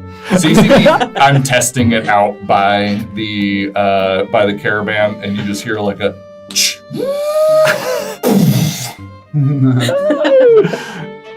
Would you need more targets? Are you okay over there? Yeah. Very good. Now dodge this, Alvin. Throw some wrench. Yeah. All right, Iris, what's your 3? First, I want to study a week of flora and fauna with Kantara. Okay. Hell yeah. Second week. The second week, I would like to, depending on how that first week goes, Yeah. try to persuade Kantara to give me a magic item. To give you a magic item. I know. I fucking know you got it. I need it. I am one of your favorite students. Yes. All right. Yes. All right. Okay. I hear you. Do you have a third thing on your list? The third thing is I would like to use my One with the Earth trait and find a body of water and go swimming with Drew. Which isn't really skill building. Well, Jabanu might disagree. I got a pit trap. No one's using the hole. Could be pretty sloppy in there. First things first. First things first. Yes. Let's start with your first request. The studying. 18. 18. All right. Specifically, what were you seeking to study? What were you researching and what were you studying exactly? The flora and fauna in general. I'm trying to gain expertise in that skill. expertise. Yeah. That is enough to give you an additional week of knowledge and skill building in that. There's no doubt about that. And it was 18 total? It was. And you're working with Kantara. Yes. Kantara would I guess she wouldn't be disrespectful, but I think that she made an assumption that because you were fairly young, that maybe you wouldn't be as naturally skillful already. And I think there's something that they're impressed with your ability to be in a new environment, a new biome, and to be picking it up. Mm-hmm. They recognize and can tell that you're not from Viridia. That's a given. That's where the impress comes from. Wonderful. And I think they definitely want to give me something. Now, Right. here's I'm working on that for a whole week. Yeah. here's my argument. Here's my argument. So gifted. All right. Uh-huh. Here's my argument. Yeah. I want you to tell me, Roger. Yes. Right. I want you to tell me what Irelis says to initiate this, to begin it, because all I can think of is you've performed admirably. Yes. Right. But I need some type of performance or persuasion or something to seal the deal, and I want to hear what's your ask, what's your pitch? I'm trying to keep my friends together. And every time we go into a fight, the things that I have at my disposal as a witch aren't working right. And I keep getting stunned or turned into a statue, and I need to be more powerful. She says the following. What do you mean when you say more powerful, dear? The hexes that I use just aren't working. Everyone's able to resist them. I think during this conversation, you're probably walking through the woods, kind of along with the caravan on one of the days, and she would say, have you ever stopped to wonder that maybe it's not that you are wrong or broken, but maybe what you're doing is just different than the expected results? Well, I am a different person than everyone else here. That makes sense. Who did you look up to back at your coven? Berkney. Tell me about Berkney. She was so awesome. She knew all of the plants and all of the animals. The children love her. And she taught me things when people didn't want me around. She helped me find somewhere to practice magic so that I wouldn't hurt people. I miss her a lot. She stops walking and she says, when I look at you, I see someone that has friends. Clearly, the Master Carnath looks up to you. You have that rock that seems to care about you a great deal.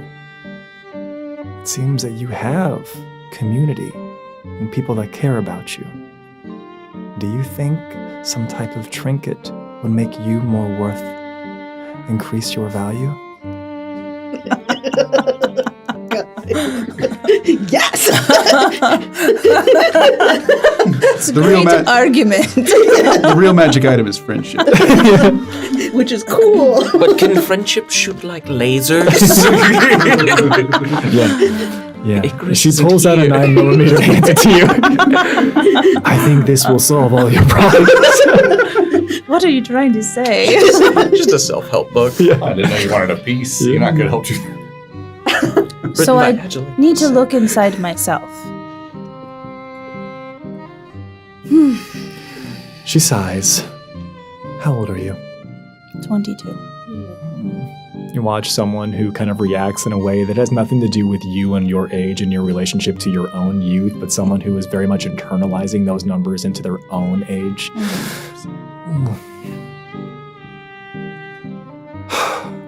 Fine. You have so many mistakes you have to make still. Ugh, that doesn't sound good.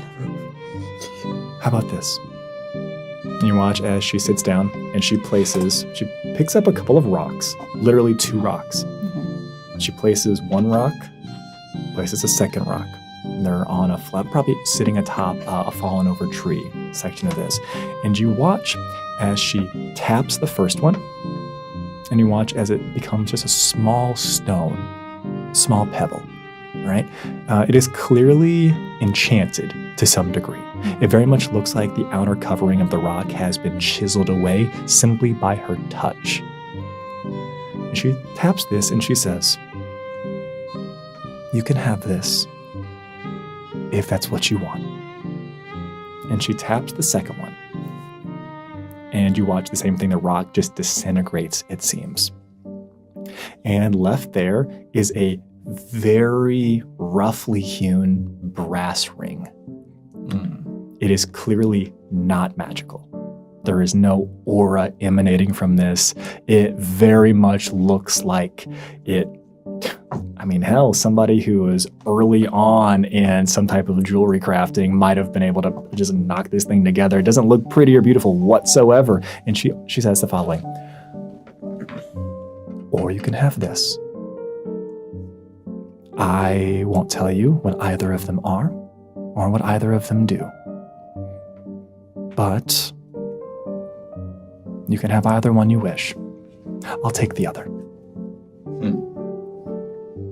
Oh, I wish I had a moment to think. Noah! We all look off camera.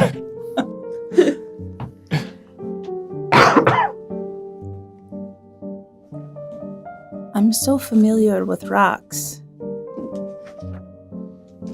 You've probably never seen that trick, though, have you? No. I think I will have the ring. Because I can wear it where I can see it. And then I'll remember talking with you today.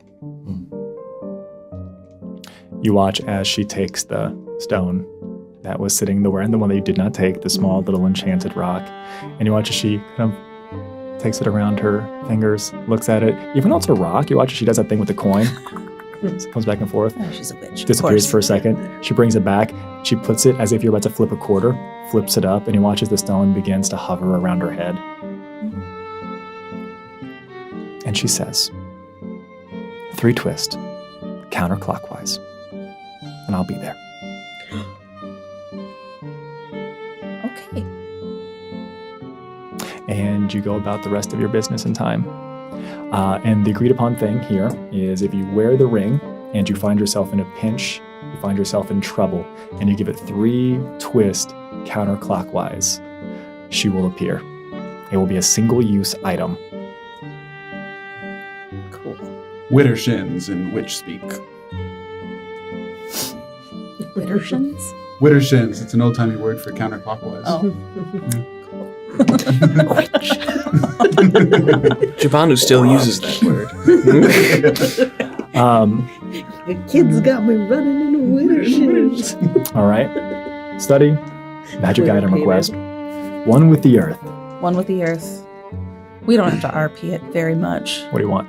I just want to go find places to swim with Drew. Okay. Yeah. It is important to know. It is important to know that how soon did you go and find Lord Yukari Esther's after the original retelling of tales and information? After talking to Karnath. Okay. Yeah. Okay. The 3rd week. Yeah, I'm just checking. You know what I mean? Somehow you haven't seen each other the entire time. It is this beautiful moment where you leave Karnath, and as you're going, probably somebody is pointing out, like, oh yeah, we saw like Lord Yukari not terribly far over there. You look that direction, and he's already kind of walking in a semi-brisk pace your direction. And then when he sees you seeing him, he stops and starts walking much slower, so as to not look overly eager. I pretend like I didn't notice. This time. And again, the general pleasantries would come through. I think he would playfully chastise you in saying something along the lines of, I thought you were going to say goodbye before you left. Oh, right. Well, I did send you that drunk message the first night. So I think I already apologized for that, but I don't remember what I said. You did apologize. Yes, I wasn't going to bring it up unless you brought it up. Right. Guess I kind of stepped in that one. He says, as he's taking off his shirt at the swimming pool. And he steps into the lake. Yeah. I'll go for a swim. You go swimming with Lord Drukari Esters. I'm going to give you this opportunity. While swimming out and around there, is there any one question that you would want to ask him when you feel like he is in a remarkably pliable and vulnerable state? Ooh. Now I really wish I had a moment to think.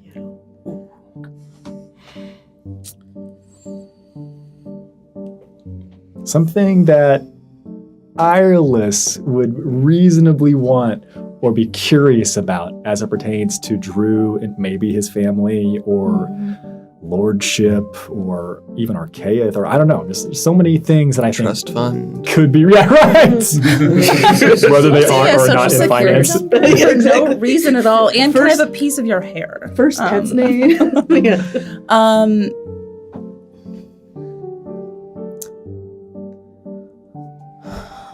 Drew. Yes, what is it? Have you ever had a great love? Because of the moment that's been established here, you can see he's going through the responses of he was going to say, like, yeah, my people, my work, my family, all the canned responses. You can almost see them scrolling across his eyes as he knows what he's supposed to say. And then he tells you, no, I don't think I have. There's a pause. Yet.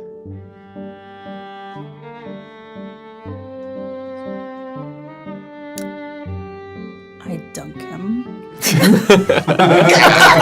How long do you hold him underwater? Not long. I'm just checking if we're because honestly, what if like a badass twist it would have made him honest actually, and I kill Lord Drukari after when we're alone swimming. Then I peel his skin off. I assume his identity. But like tastefully, though, right? Tastefully. Descale him tastefully, yeah. All right, and you begin to play and splash in the water, and it is very well received. Yeah. Anything else? No. Beautiful. Silas, what's your list?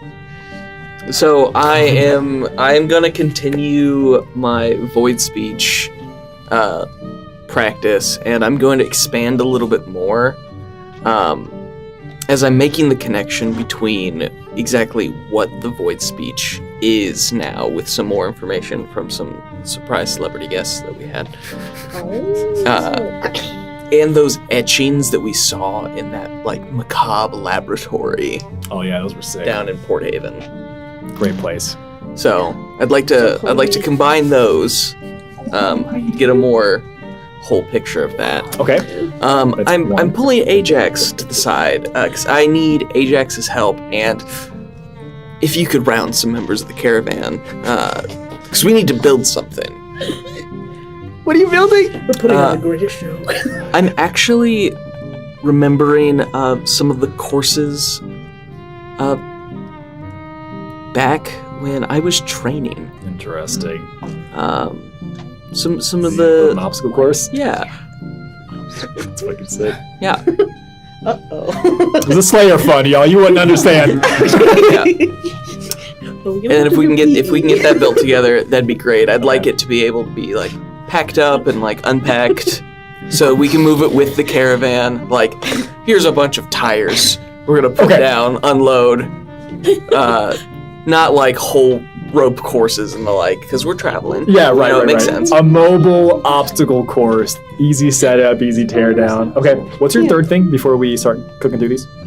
So I'm just gonna focus on these two mostly because I need it to be used. Okay. Because I was sincere when I said that Karnath's not a fighter. Interesting. But if he wants to come along, through the obstacle course.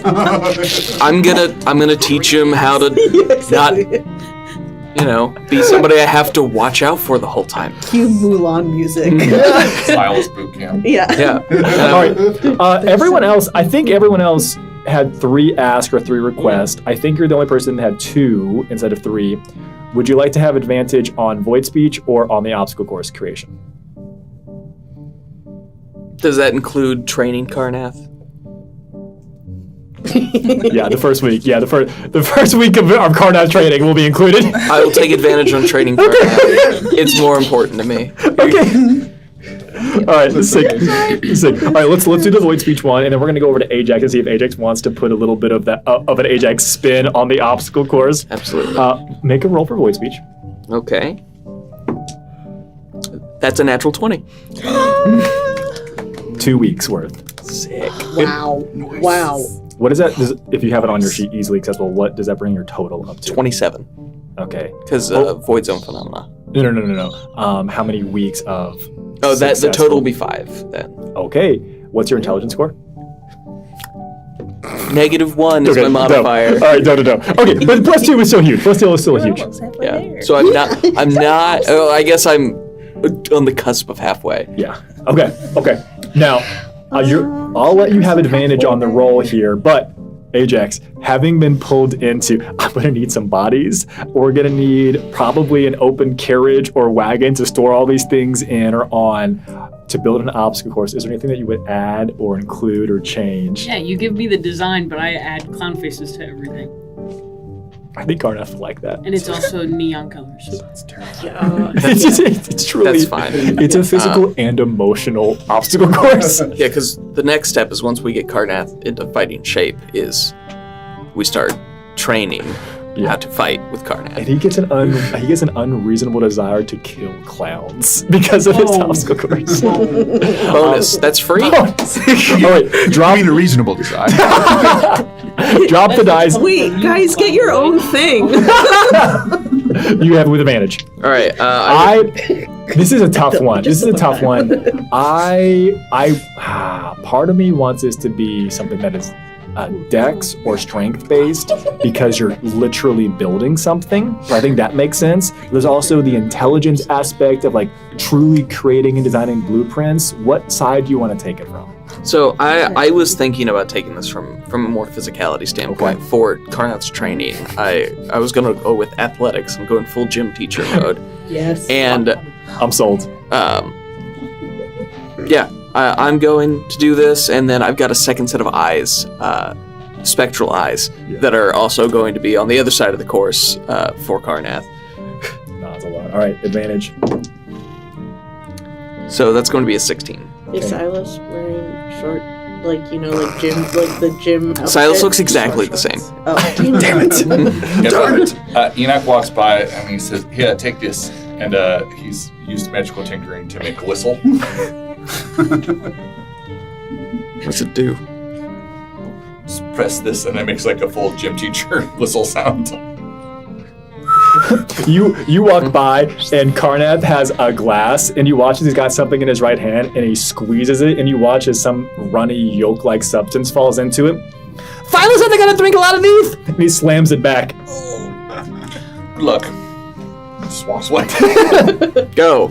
You gotta click the button. Throws the glass on the ground and takes off running, and immediately falls over at the first one. Oh.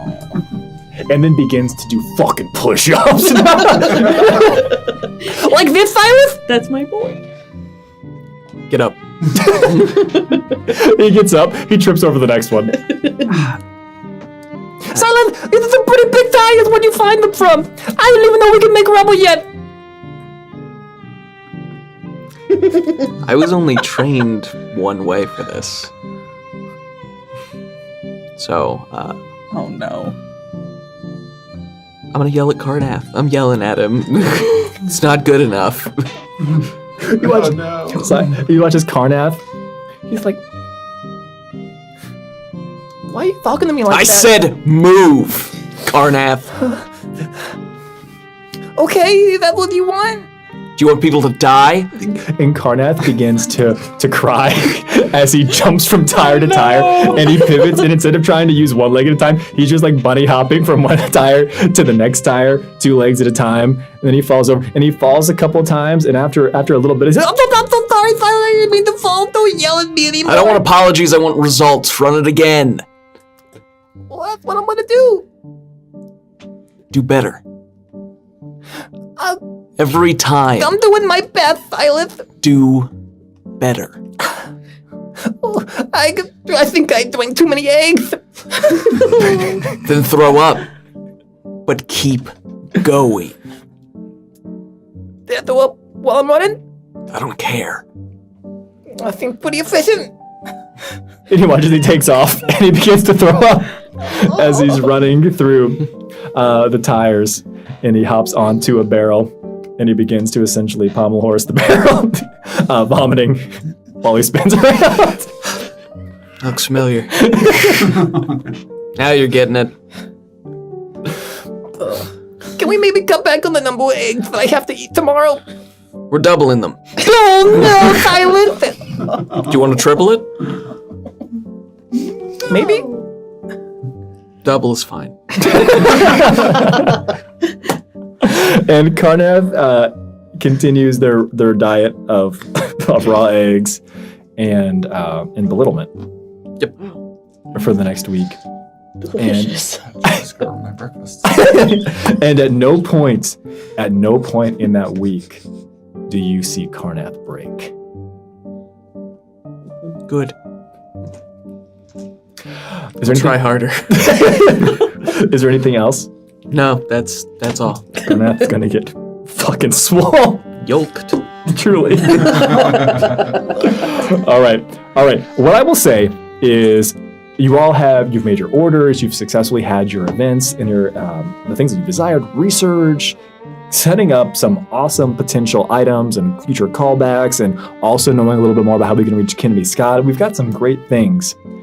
And I think where we'll take our break tonight is with your arrival at the end of this 2-ish week period of time to the Archaeith High Road. And when we come back, we will begin the process of bedding down, camping, getting a final rest before we say farewell to Lord Drukari Esters, and we decide to head west-northwest along the rest of the Great Viridian Wood on our way to Nira's Roost. All right, stick around. We'll be right back, everybody.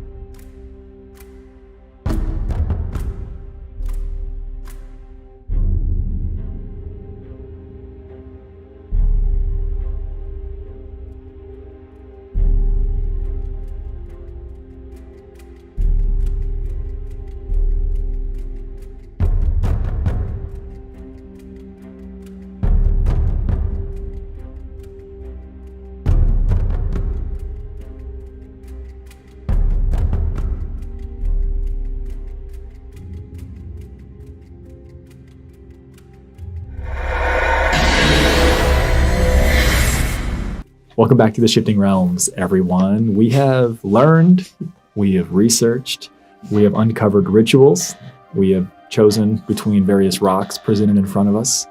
We've also built a mobile obstacle course and belittled everyone's favorite NPC, Karnath. It's called passing on generational.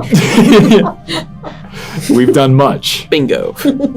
And we arrive, finally, to the edge, if you can call it this. This is an area that appears to open up a major crossroads that leads from the southern road that connects Port Haven to the Archaeith High Roads.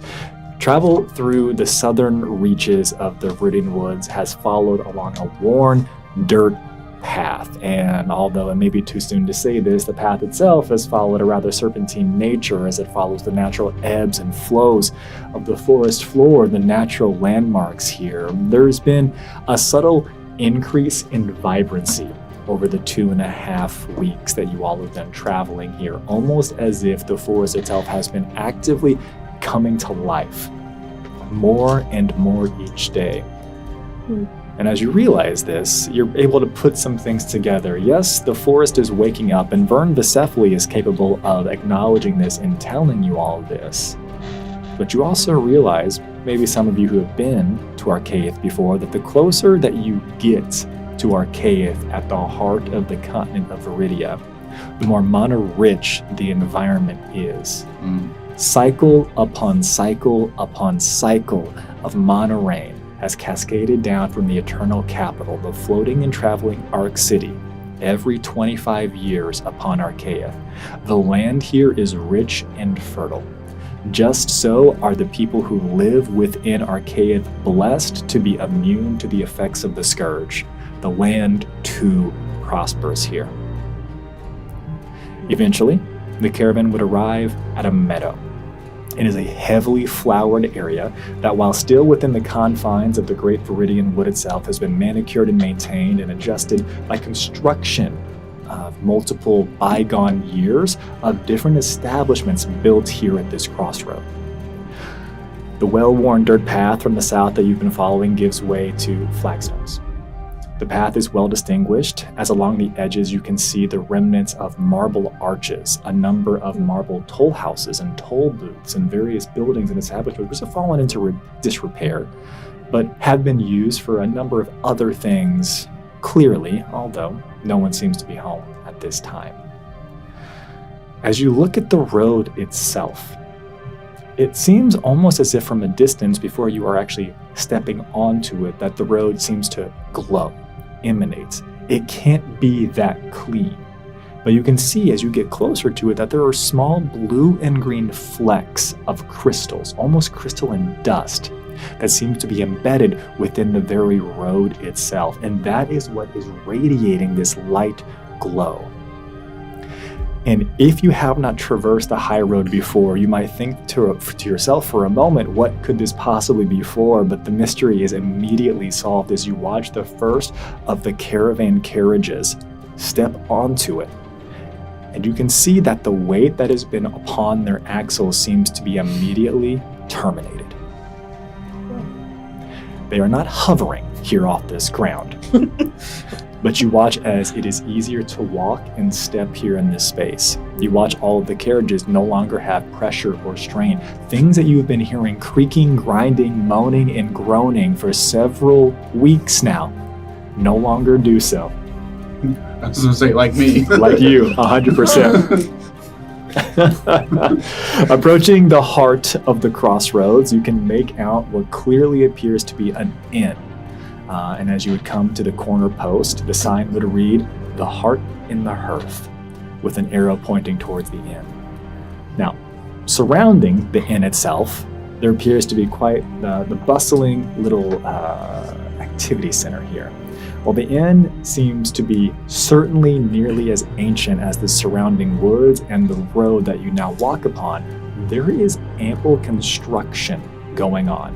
I am talking about scaffolding upon scaffolding upon scaffolding. There are numerous homes, buildings, and looks like to be honest, in our IRL life, it seems like they're building a series of townhomes or tenement homes.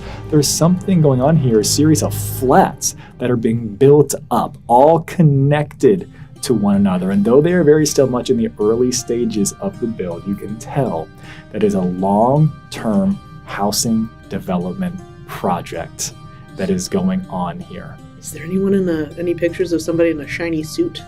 At this point, you have not seen that yet. Oh, yeah, yeah.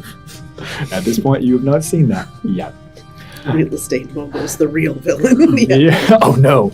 As you look around, you can see that there is a. To be quite honest, it would look very much like a tent city. They have brought a force of probably 35 to 45 individuals that are living here on site, working in shifts that are currently putting together and building these homes, this building, this construction zone. This has taken over a large swath of the actual crossroads area, the area of the meadow. As you all get a little bit closer, you would see on any good construction zone, there's a sign that tells you what's coming soon. And it would say the following: future sites of the Southern Occupancy Outpost and temporary immigrant housing. Signed, the Magister of Occupancy, Ricardo Desremore. There was no photo. You don't see anyone in a slick back hair or some shiny suit here in this space. Name's so familiar. I can't put my finger on it. Kai. Icarus told us Yeah, about Icarus him. told us about him. That's why he didn't want me to kill Kai. He was like so up in arms But about that's it. not Kai's name. It's not, but it's his So brother. important. Oh. Kai's brother? Is Yeah. the Magister of Occupancy of Archaea? Yeah, it's embarrassing, right? Alvin, what do you know about this? Well, I know many things. My lord, is it okay if I pause on my shining today? Oh, have you been doing that this whole time? You haven't told me to stop. Oh my goodness. How quickly it's Yeah, you become have my to be lord. like really careful when you give people direction, Enoch. They can get really upset about it. Okay. Yes, you may be done polishing. It is very shiny, by the way. Very good work. It's Yes. shiny, approaching translucent at this point. And my then mirror. the steel vendor is like, please help me. Yes, please tell us what you want to do. Say whatever you want. That's a strange direction, but I will follow it to a T, my lord. And he begins to speak, and he says, Well, the Magister of Occupancy for Archaea is in charge of permanent residency status, individuals who are true residents or visiting with visas in the city of Archaea. As we are less than 3 years out from the next monorail, I imagine that the Magister of Occupancy is expecting a large influx in immigrants seeking some type of housing within the city. He looks around. Based on what I can see here, they clearly don't have room to house all these individuals that will be seeking to stay within Archaea. It's unfortunate, but I imagine that they've intentionally built this far away so that there is a buffer between them and the city. My lord. Seems fortunate. The meadow's very pretty. It's a very beautiful location. Yeah. At this distance, the people here will not receive the effects of the monorail, No, yes? certainly not. Will they be aware of that? I imagine yes. Sounds like they're gonna try their luck. Well, some individuals will have more time than others. It happens every 25 years, as I believe you are all aware. If there are youth that are able to come here, they may not make it this cycle, but it is possible that if they receive housing here in this, and he looks up to the sign, this temporary immigrant housing, that they may be welcomed prior to the next cycle in 25 years. Of course, it's so possible, right? Of course, there's so much upward mobility. There's so much, yeah, I'm sure it's really, really, really possible. If they dream, just follow that dream. Just maybe pull themselves up by their bootstraps, I think. You're doing it again, Nim. Sorry, what? It's a little depressing, all right? It's a little depressing. I was not asked to give my thoughts on it, but just to give facts. Oh, I thought you were instructed to say whatever you wanted. But I followed that to a T. I gave the facts I was requested. Okay. He got you. He did get me. That's oh god. Speaking of embarrassing, Palvin's a little creature. Yeah, Icarus seemed very taken with it. You watch as I'm sorry. you watch as an arm goes down across their gut. Yeah. They've clearly been worrying about this for some time. Yeah. May I be excused, my lord? Yes, of course. He bows. And he just like walks away. But like he also stays within earshot for your next instruction. Castori, who would be here as well, would say, as he is stretching, coming out from around a carriage, well, very good, we've made it. I didn't think we were going to make it there for a little bit. How are you faring? Me in particular? Yes, you in particular. I mean, yeah, I'm good. Raya seems quite smitten with you. Wait, really? Yeah, she's been telling me so much. Oh.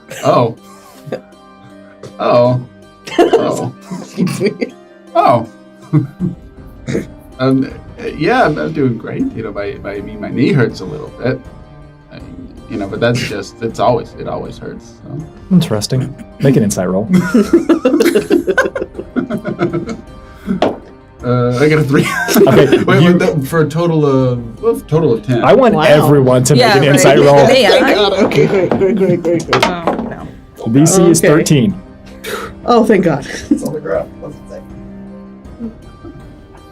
Pass? Pass. Okay. Those of you who pass, you realize that it was a calculated gambling risk on Castori's part.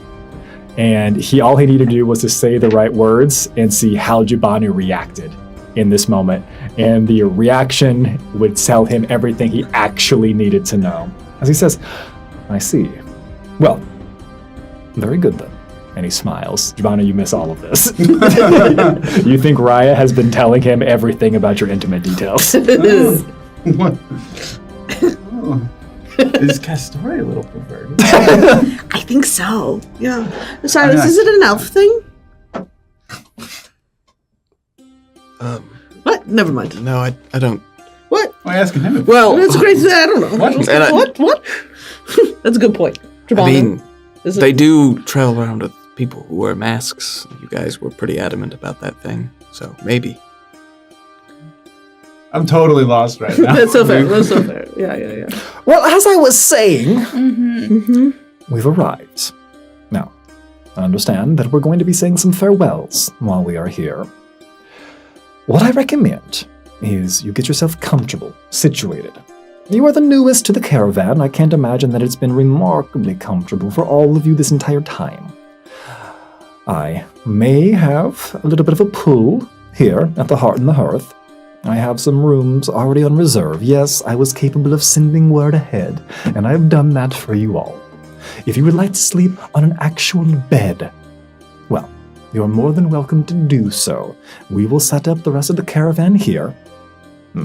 Rest. Do what you need this evening, tonight. We depart tomorrow afternoon. I've already spoken with Lord Drukari. Lord Drukari will be departing tomorrow morning. So, if there's anything you need to do, anything you need to say, any plans one needs to make, well, do it now. Or regret your choices for the rest of your life. Sounds good. As he looks at you, Iris. That last part was very specific. Yeah, it seemed oddly pointed. And as he begins to traipse and Toodaloo away, he says, "Ask for Falco. They'll be able to help you."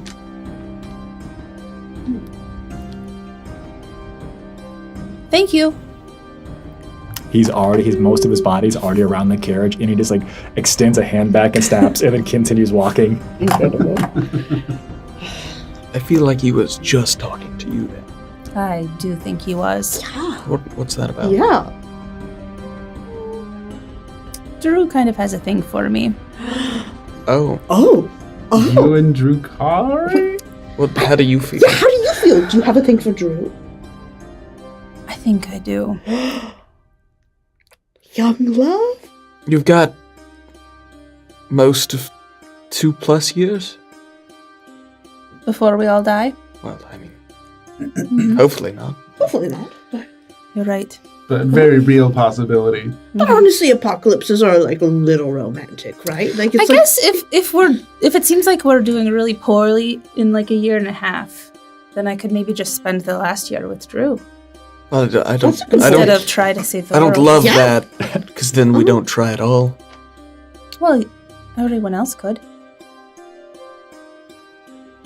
You're the one with the That's dream. still it's a while away, Here's what- right? but yeah, we've got some we're time. gonna get ahead of ourselves. First, let's just see how he responds. Do you have a plan? Do you have an idea? Do you need some sort of obstacle course?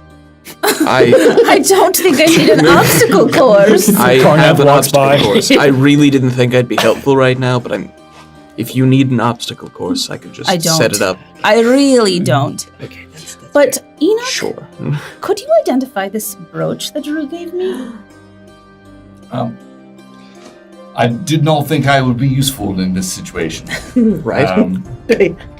I'll get the rope. I cast Identify. I can sense the urgency. I'm just going to use a spell slot. Oh my goodness! You can use a spell slot. Make it quick. And I have to go so far back in my notes Yes. to find this item. And we haven't used any slots. Yeah, we haven't. Yeah. So. It's family heirloom. Yeah. Well, it's Yeah. Oh, you got one too? no shit though. All right. So This ring? Isn't it neat? Yeah, he gave me a ring. So it is now whether or not Drukari knows what this Right. is very different. Now, having had it on your person, I would say we can kind of role play this and retcon this appropriately. There were a few things that worked that maybe shouldn't have worked for you over the past couple of weeks, but it never really came up in some of the specific things. You have to know what it is and be able to will upon it. But upon identifying it, it is a stone of good luck.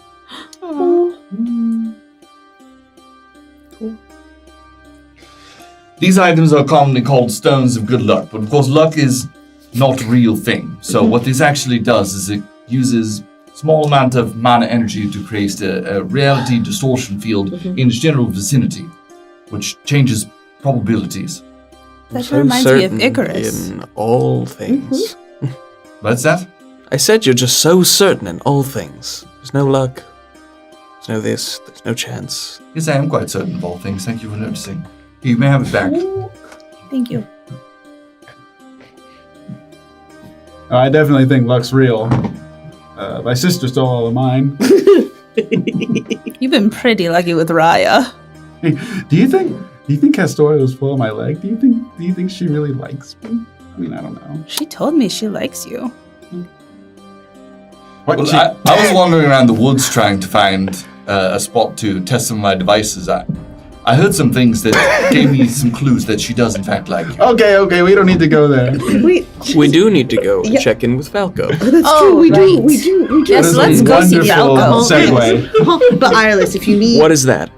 any sort of Someone's What was that? scene setting or anything, I don't know. You just we'll be there. I'll let you know. Yeah. Okay. Wonderful. Yes. Absolutely. If you need a whistle. Oh yeah. I think I need an anti-whistle.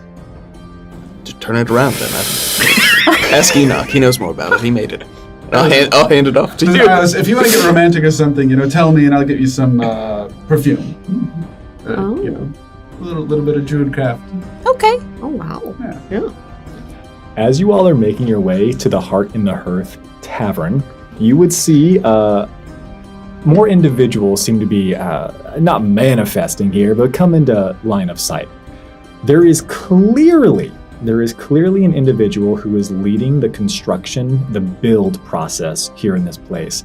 There is a gnome who appears to be shouting orders from atop a little raised barricade area, seeming that they're directing where things need to be lowered, placed into the construction build itself. Next to them, you would also see, not hiding whatsoever, not wearing any additional covering, that there is very much a very lanky construct. The construct appears to be, again, very lanky, very thin and lithe of build. It is wearing a cloak, and it is wearing a very typical pointed wizard's hat. Very much so. And you watch as it seems to be standing, not at attention per se, but it seems to be standing at the ready near the gnome, who is there directing the actual construction. Again, I've already described that you would be able to see that there's probably a group of 35 to 45 general construction workers here in the space. But now you can also see that there's a separate area of this tent city that has been built up, and there's a little bit of a demarcation between the tents themselves. And you would be able to make out that they have made a makeshift stable. And in the stable, you'd be able to see that there's 13 axe beaks that are currently here. For those that don't know, they're rideable bird-like creatures, right? And you would see that there are 13 axe beaks here. You'd be able to see that total counting, you'd be able to make out there appears to be 12 high Archaeith guards. They are wearing immaculate, even from here, I think Enoch will be able to tell that they are wearing fine mithril chain mail. Yeah, truly, as your eyes zoom in. Awooga! Very fine. Even the birds themselves are also wearing mithril barding. They are wearing mithril chain. They all carry gleaming halberds upon them. They seem to be unnecessarily, to be honest, there's no real reason for them to be standing the way they are, working, guarding something. They appear to be remarkably well trained. And then you would hear what sounds like Titanfall footsteps, as if a dinosaur is walking through this very space, and there is a small quavering of the actual ground here as it shakes. And you would see, standing probably somewhere between 9.5 and 10.5 feet tall, a suit of honest-to-God Magitech power armor walking through this space. How far away? At this point, it's probably over 100 yards. And you can see it because it's so easy to spot. My gods. It's beautiful. What is it? I don't know yet. That is a construct. That is not a construct. That is a humanoid of some manner wearing armor. Very powerful. All right, we check in with Falco, then we come back out here. Yes. Well, I've never seen that before. You watch as it lifts off from the ground. Seems to have some type of jet thruster of some kind. Just like you. But like, better. Yeah, it looks like bigger and more powerful and more fancy. Oh, yeah. It looks small from here. All right, thank Well, you. yeah, it's far away. I think we should go meet Falco because... My lord, I hate it. Thank you, Al. I don't know how to say this, but I'm drawn to go investigate that construct, but I'm also, That's what they call it. well, nervous. Yes. Oh, I've never met one like me before. that's... I think. I don't know. Anyway, we should go do what we're here to do. Let's go. Wait, have you taken a fancy to that construct? What's that? Enoch? I want to go... Yeah. Romance is in the air. Shall we go? As Enoch robot blushes. I've got to know them. That is the strangest thing. And you all would step inside the Heart and the Hearth. The Heart and the Hearth, the inn here is inn before it is tavern. It is not a tavern inn. This is a place that has been built upon time and time and time again. You can see that there is new section build, old section build. As you step in, you can see that the rooms are in different heights and different levels. The place has been maintained, yes. that it has that eclectic feeling as if you're walking through some very whimsical bookstore. Just looks like expansion on expansion on expansion. Exactly. And there would be some spiral staircases, one on either side of the main room that would lead up to the higher levels of this building.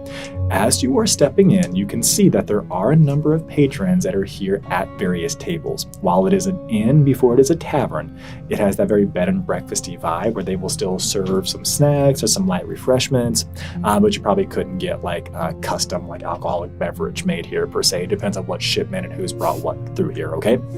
In the space, you would be able to see that there are 2 male halflings. They appear to be going back and forth, helping out some of the tables here. You would also see that there is a young halfling girl, and she appears to be in a chair. And you'd be able to see that it looks very much like she is missing one of her legs. But she is wheeling around, and she is bringing things on platters, bringing some snacks and some beverages to the other patrons here in this space. And as soon as the door opens, there's a little whimsical chime to alert everyone that someone is here. And you would see the young halfling girl. She's probably around 11-ish. As she kind of stops and wheels and looks over, and she says, "Papas, we have a new guest! Hurry!" And real quick question. Who has the necklace or the rings of shape change detection? I got the ring. As soon as you step into the threshold, you start to get a light thrum. And the little girl begins to wheel up to you. Shape changes alert. I whisper to Silas. Okay. Okay. As I walk in. She is already here upon you, and she sits the platter Predator down. senses. Yeah. The biggest threat. Adorable child. Yeah. Has no weaknesses. Immediately, she wheels up. Yeah, name calling, hair pulling, or things that pop up on your register. So I can do that. Self-esteem damage. Yeah. As she wheels up, she puts the platter on a separate table, and she looks at all of you, and her eyes are just glowing with the excitement of someone new. And you all can tell that for every new person who comes in that door, that is a new story, that's a new adventure, that is someone who's going to be able to paint something new in their memory bank that they have not and cannot experience for themselves as they are here at this Crossroads Tavern. They say, "Are you going to be staying with us?"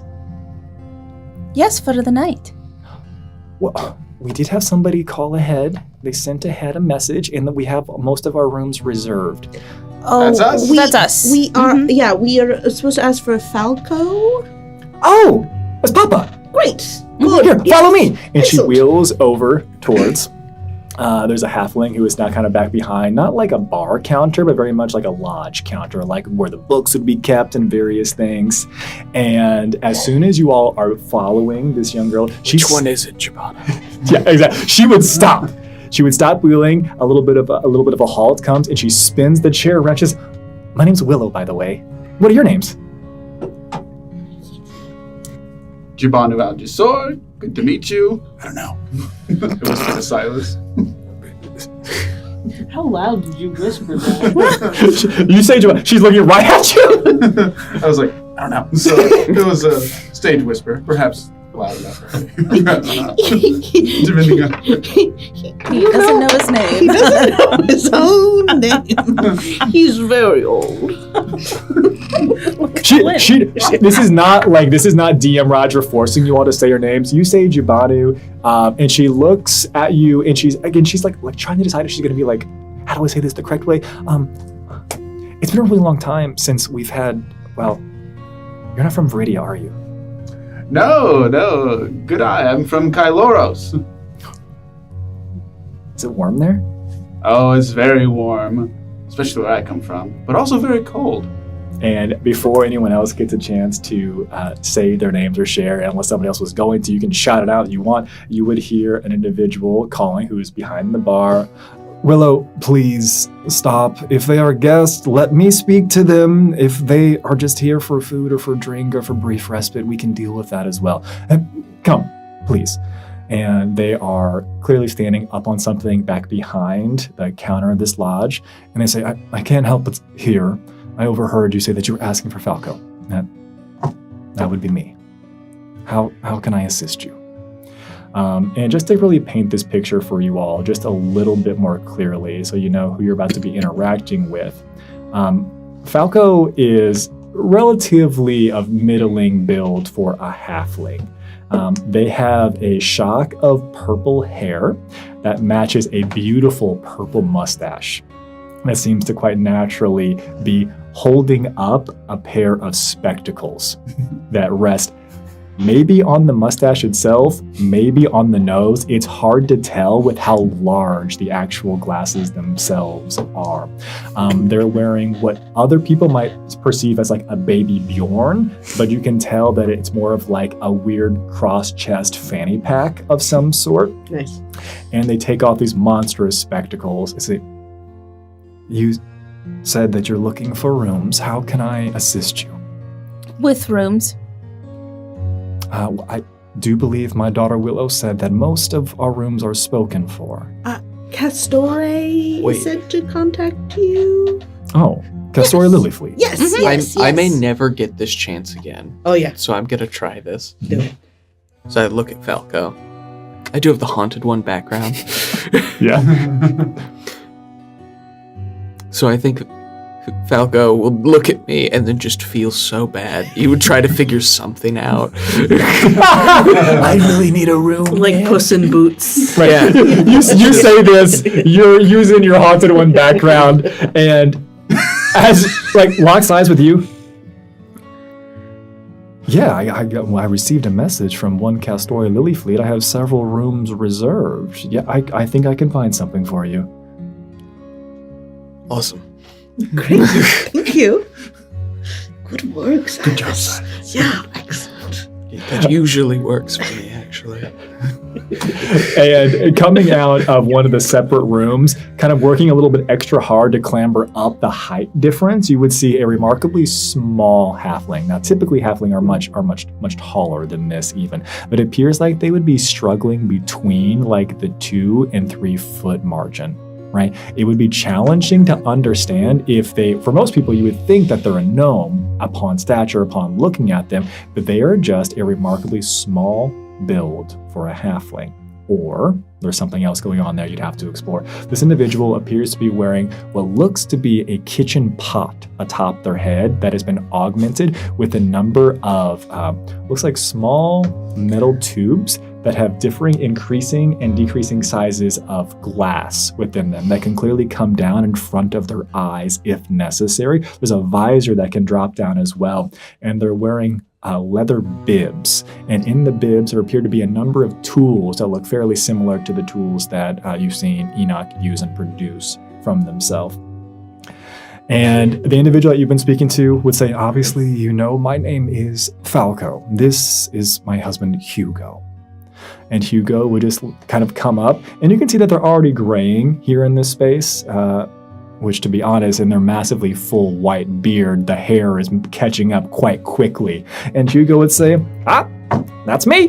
Here you go. I love your hat. Wow, what do you want to try it on? I don't think it'll fit on my horns. Oh, you'd be surprised. All right. And you watch as they take it off, and they hand it to you. And it seems to magically increase and match to fit the size of your head. Wow. Ooh. You naturally shake your head, and a couple of the glass things come up here, and it looks like it is enhancing and enhancing and enhancing. So you're now just looking at a remarkably magnified Hugo. That's sick. Pretty big, aren't I? It's pretty cool. Oof. You shake it again, it goes up naturally, almost as if it can be done automatically, so you don't have to use your hands in case you're working on something else. That's a really cool feature. I made it myself. I'm going to give it back to you. Takes it, That's so shrinks back special. down, puts it on the head. Do you paint Warcraft minis? Falco speaks up and says, well, yeah, we have enough rooms for all of you to be taken care of. We only have the rooms for one evening. I hope that will suffice. Do I need to make any adjustments to that? We don't anticipate many other individuals joining, but that could change any month, to be honest.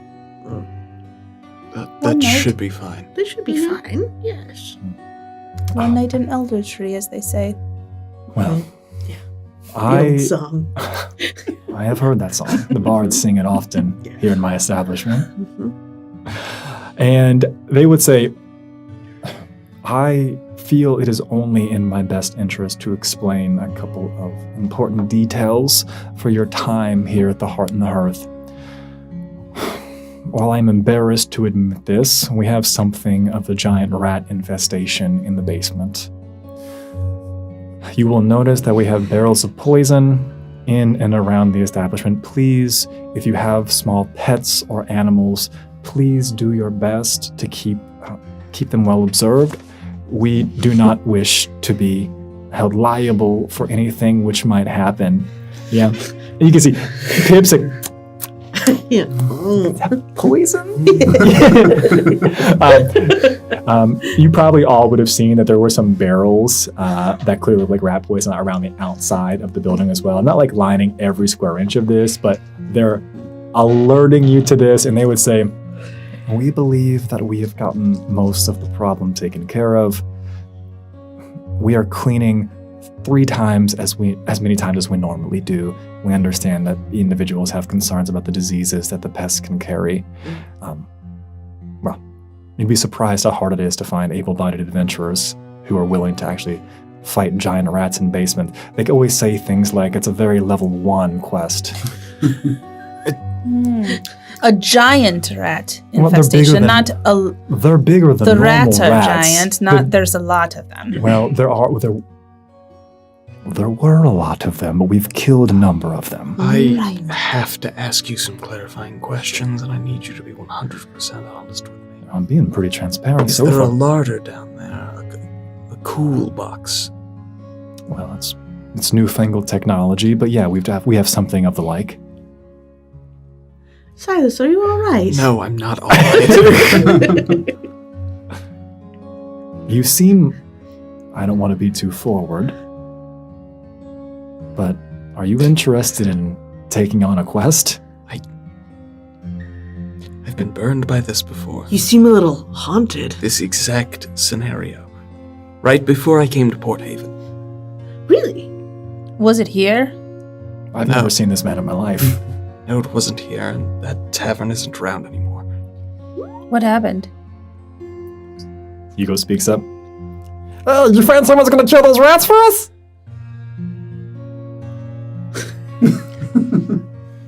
Master, you seem on edge. Would you like to command me to go down and kill the rats for you? No. Very well. Falco speaks up. Yeah, he was, honestly, I needed to tell you about the giant rats because I don't want to have a bad review. So telling you is important, but just, if you're not interested in dealing with them, I'm sure the poison will take care of them soon. Could we see those rooms, perhaps? Yeah, of course. And goes and gets some very normal keys and gives you some very normal keys and tells you all that there are 3 rooms for you all. They are all up on the 3rd floor. This is a very the Weasley Burrow type of home, built up and over. So you kind of got to go up a couple different types of stairwells to get here. And the rooms themselves will be built at different levels, even on the 3rd level. They're all very simple, very plain. Most of the rooms have either one large king-style bed or have 2 smaller beds within them. So you can split up. Some people can be sleeping in beds together. Some individuals could go and get a private room if necessary. Individuals could also, you can do whatever you want, but you've got some space with some beds here. And they would give you privacy. There's no pushing. They're not really following up on this. You all can be all gathered back together if you want. I'm gonna pull everybody into a room. Okay, to make a very short story of it, right before I came to Port Haven, I stopped by a tavern. They were having a rat problem. I went down to solve it. I was short on coin. Okay, stop looking at me like It that. happens. No. There's no shame, I'm not ashamed of And what that. happened? You blew it up? It was a damn cult. Oh. They were messing with the Scourge. I don't know exactly how to explain it, but What kind of That's where I met Kennedy, was through a cult that was working with Scourge. So. Oh, well, they were just killing people in the basement, and there was this woman. One of those. Oh. And at the larder, there was this mirror that she had trapped people in. I got her trapped in there, but her mastery of that void, that speech, she tried to bury me inside of it. And took the rest of the tavern down, and Whoa. that's how I lost the sword, actually. Oh. What? How'd this never come up before? I mean, you never really asked about me. Oh. And it wasn't pertinent, more importantly. Yeah, Everyone with a passive perception of 11 or higher, you would hear what sounds to be scratching in the wall. Sounds like a rat. Well, I don't do rats, so you guys can... There was also this, abomination Oh, wow. made of rats, but it was blind, so that was helpful. Oh. I think there is an abomination in the basement of this establishment. I'm not ruling anything out. Do you think Pip could go undercover? No, I think Pip would die. Oh, well then, I let's thought not the do that. I don't think Pip couldn't would get here. make it there, to be fair. I think Pip would dip into the food. Oh, yes. It's understandable. The poison is delicious. Yeah. Speaking of being undercover, you might not have noticed because I'm doing such a very good job of it, but I am posing as your construct servant because I don't think I would like to reveal myself as a sentient construct this close to Archaeith. Oh. Okay. Fine. Probably. I'm sure you would agree, Ajax, that my acting is impeccable. It's better than Jabanu. No offense. I'll take I thought it. we were cool. Sometimes you have to stop. You're right. I always pump on the gas too much. I'm not saying we go take care of the problem. I Raya just seemed want okay with everybody to be very careful. Do you all have those crystals I gave you? Raya seemed okay with it. I do. All gas, no brakes. Yeah. Yeah, I got it. This is serious. Sorry. Do you have them or not?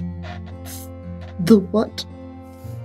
The The crystal. crystals I that do. Silas gave us. Yes, I think I gave mine away to someone who needed it so desperately. I will look for it. I don't know. What I do haven't. you mean?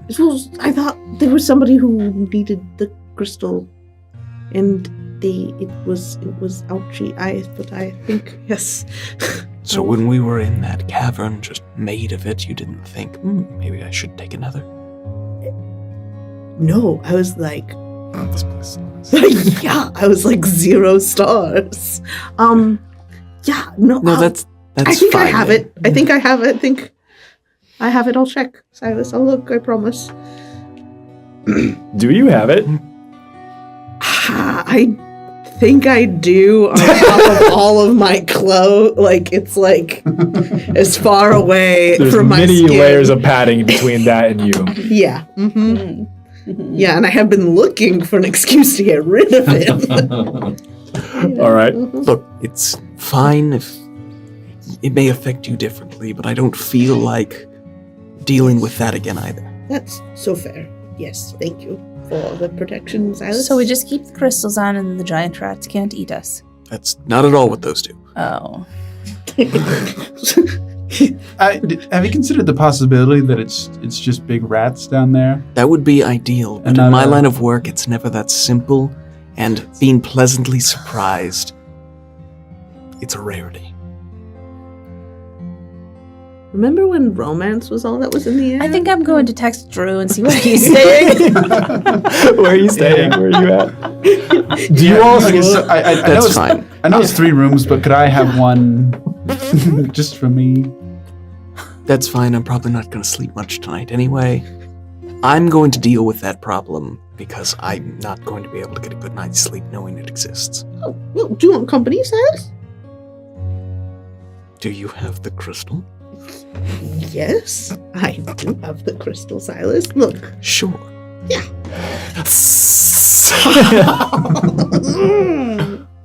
All right. We'll deal with that tonight. Let's just confirm this. There's 3 rooms. Jabanu has requested 1 private room. Yeah. How are we going to split the other ones up evenly? Or is anyone else stealing an entire room? I'm standing in the hallway, leaned up against the wall like a broom. Going dormant. Bet. Wow. Impeccable. Okay. Camouflage. And you two, Yeah. Silas and Nim, Yeah. are planning on, you're going to go, you're not sleeping much tonight. You don't have to sleep. Yeah. You're going to go investigate. I have very Giant rats. specified trauma. I wonder why the DM chose to this. Silas, can I join you on your trauma bond? Absolutely. All right. Wait. Rat Pack. For- Rat Pack. Rat Rat Pack. Rad Pack. For our viewer, You know who you are. you You're know, I'm watching talking right now. directly to you. Yeah. Before this You can look at her. whole adventure began, we ran a series of just like test shots that Roger decided, that's canon afterwards, and it was rough. And I told you the story. Some of the rats were kind. They were. They were. That's how I got my friend of the rats. Friend of the rats. Rat Pack. Rat Pack. Rat Pack. Private room. Broom. It Drew, sounds where like you at? Someone has to see. I have I'm to be up guessing here Drew is though not because staying here. Jabanu's gonna be busy, and so someone's got to protect. There's a room. There's a broom in the hallway that looks a lot like Enoch, and that also means that you have your pick of either of the other private rooms if you want. I could take a private room if... Yes. I mean, I would message Drew. Lord of Drukari sending- Esters would respond and say that he is in his... Cause they provided him with his own private carriage also. So he's been staying there. He didn't want to take up any of the space if someone more needy would need that space tonight. Gotcha. I'll take a private room then. Okay? Classic Drew. Though rats scratching the walls isn't... Pip Carnath. You can fit back to Cardiff? Yes.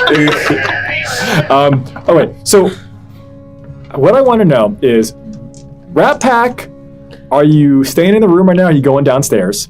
Like at least to the lobby. We'll call it the lobby area. Rat Pack going to the lobby? Yeah. Rat Pack goes to the lobby. Where's Jabanu going? Also, I mean, it's not quite late. It's just like after no, visiting. like I've Still want to look at that. I've called dibs on the Weird room, but I'll go armor. downstairs with them. Lobby. Are you going to stay in the hallway like a broom? I'm staying in the hallway like a broom because someone's got to watch Airless. Okay. Silas, not where are that you going? I will go down to the lobby with the group. Okay. Yeah. So do you come then? Or do you... Blast it! Says the Come on. We're come going on, to go Enoch. check out that weird construct. As you were all coming back down the stairs, you all have a very different vantage point on the space, right? You're road weary, you come in, you talk to the people, you go up the stairs, you drop your stuff off in the room, and says, oh, you're coming back downstairs, and you can now see back behind the actual hearth in this place. There is what looks to be like a wooden plaque that you might put, I don't know, like a nice Billy Bob fish on, right? That's gonna sing and dance and tell you a song. Only it's not a fish on this wooden plaque. There is a gray forearm that looks like it has been nailed to the plaque, and it looks like it is covered in paraffin wax. Jesus. Do you think it sings? What? I don't know. I just heard about those things. Talking hands nailed to boards? Kennedy.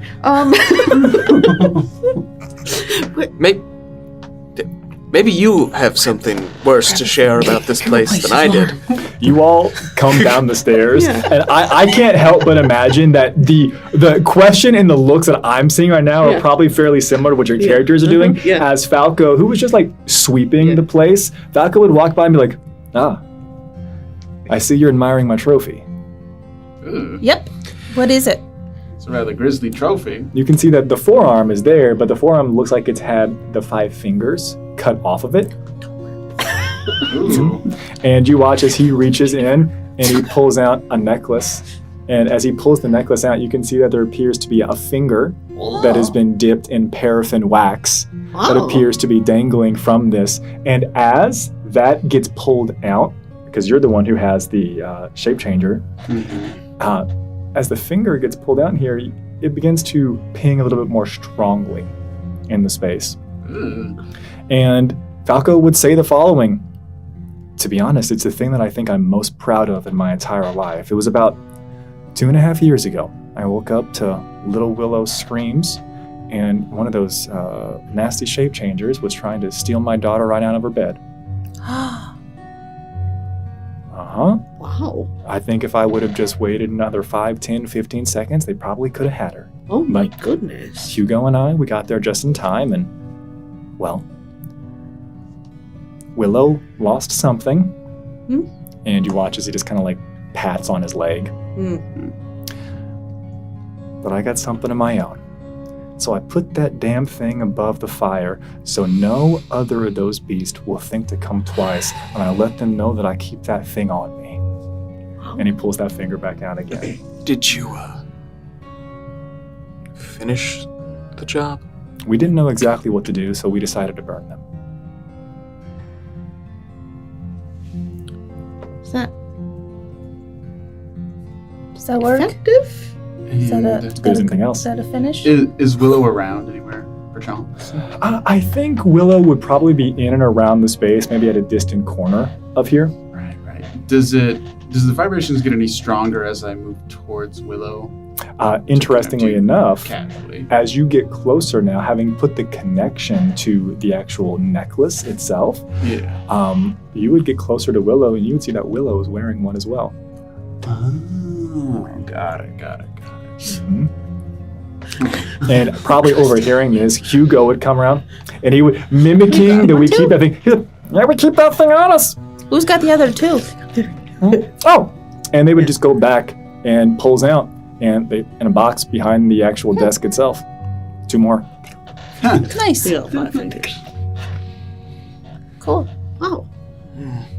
And Falco would say, it's a weird thing. I understand that. But I also acknowledge that this is a remarkably dangerous time to be alive. And if that's what keeps my daughter safe, then I would hang as many arms as I possibly could on the wall. We all do weird things, you know? Yeah. There's a certain, it's a, 3-finger discount, yeah. Nothing to get up in arms about, That's pretty funny. guys. Yeah, that was good. Guys. That was great. Everybody, laugh. And again, Falco is essentially here just... Well, hopefully you all got settled in the space. And he, seems to be hesitant as to what he says next, but he can see the wheels turning here with Silas, and I can't help but think that you're maybe looking down towards the basement door. Oh, yeah. Oh my God. And said, I'm not saying that you have to do this, but if you are interested, we typically do a lights out around 11. That way most of the other patrons and guests will be done and away with the lobby. That way if you do need the space, you won't disturb them as much. That's all I ask. If you are going to do something, just tell us first. Otherwise, we can give you access to everything, but I'll deal with your want- problem. Well, I would say I would comp your room, but it's already been covered. No, it's fine. But if you try to lock me down there, I swear there's no force that's going to keep me from you. If I try to lock you down there, I give you, and you watch as he goes back behind, and he pulls down a couple of tubes and scrolls. It was gonna be a finger. Yeah. He pulls. All right, you got me. Yeah, right. He cranks it up. Yeah. And he pulls down a tube, and he's like, I don't know who actually is in charge of this, but if I somehow, and he list off a backstab, betray, double cross, a number of other phrases here, then this is yours. Why don't you hold on to it until the job's done? Pass it up, pop open the tube. It's essentially the deed of ownership. Look, if the same thing happens, this will be useless to me. If I lock, yeah, he's like, yeah, I guess you're right. If I lock you in the basement, this would be useless. Here, I'll keep it then. Then I just hand it back. Yeah. Silas will get you out. Oh, I'll get out. I mean, as long as you kill the rats. Kill everything in this I'll kill place. I'm feeling a little more hesitant about going into this basement with Silas. I think what I hear to be true is that Enoch is going to be protecting and following Ireless. The Rat Pack. Like, not that close. Yeah. That's kinky. Right. I'm here for your protection. Are you being safe? And the Rat Pack is going to go out in later. distress. What are you going to be doing tonight?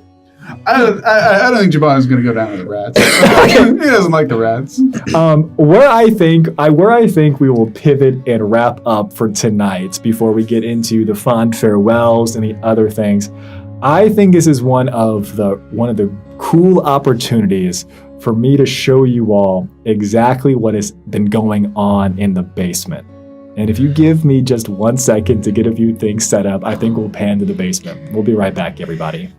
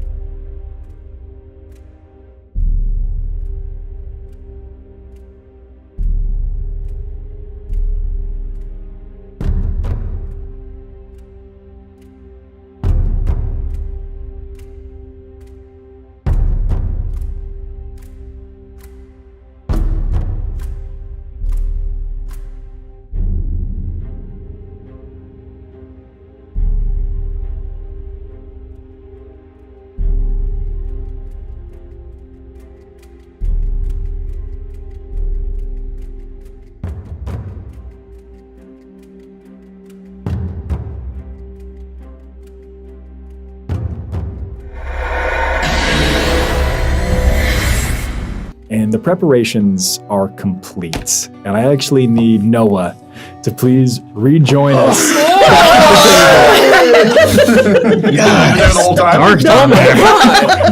It's been 3 months IRL. You're telling me.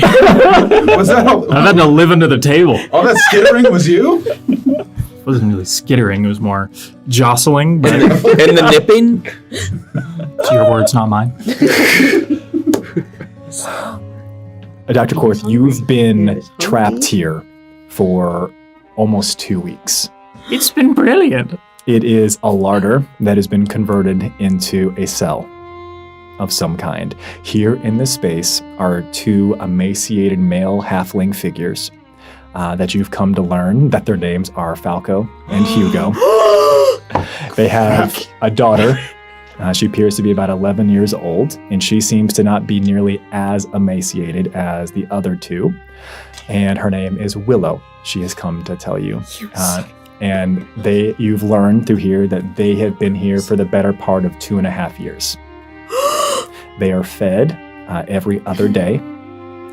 They have essentially the toilet taken away once a week from this space. And every now and then they are come and viewed through grates in the door. And they can tell that somebody is rifling through their thoughts and memories in an attempt to become better versions of them. Dr. Korth, would you please introduce yourself? Sitting in his cell is a 6'4" lizard folk, green of scale, with blue and yellow in his frill. He wears a pith hat and very small bifocals. He doesn't look that old. He sounds old. And he carries often different pieces of parchment that he seems to be scribbling on. And he carries a big stick. And he has this big grin on his face right now, which seems very inappropriate considering the circumstances. The little girl coughs in the corner. Willow! Yes, Doctor? I had another question about your society. When you sleep in beds such as these, do they often make you ill? We don't have a bed in here, Doctor. Very resilient. I am impressed by your family. This does bring up a new theory I have. You can hear a creaking from another corner, and you can hear the voice of the individual that you have heard to be Falco saying, Hugo, stay with me.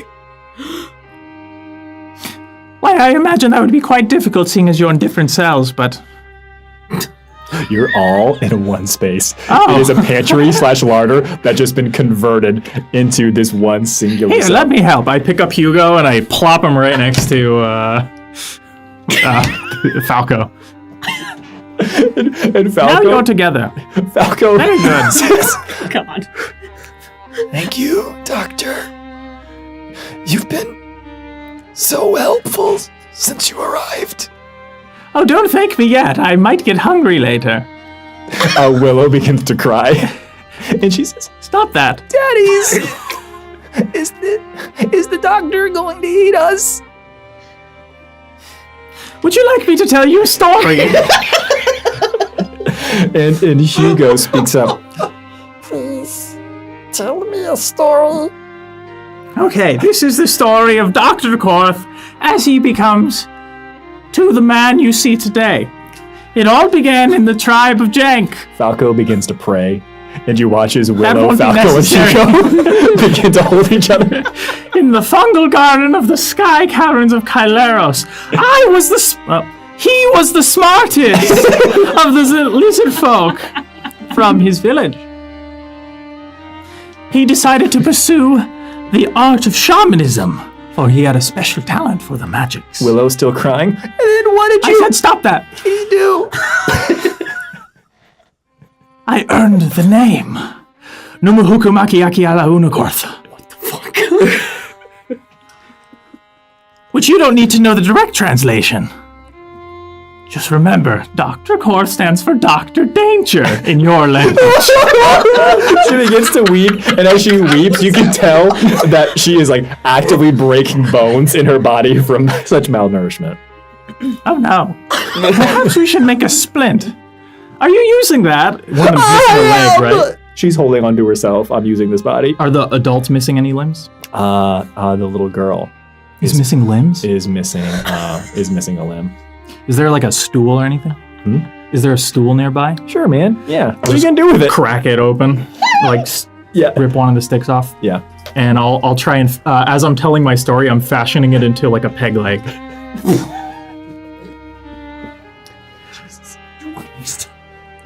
The great chieftain of my village, his village, normally very focused on keeping everybody inside and all the outsiders outside, decided, yes, Korth, your journey takes you to the outside world. You hear Hugo, who is an echo, a whisper from us. Just, To the outside world with us. I wish to be there now.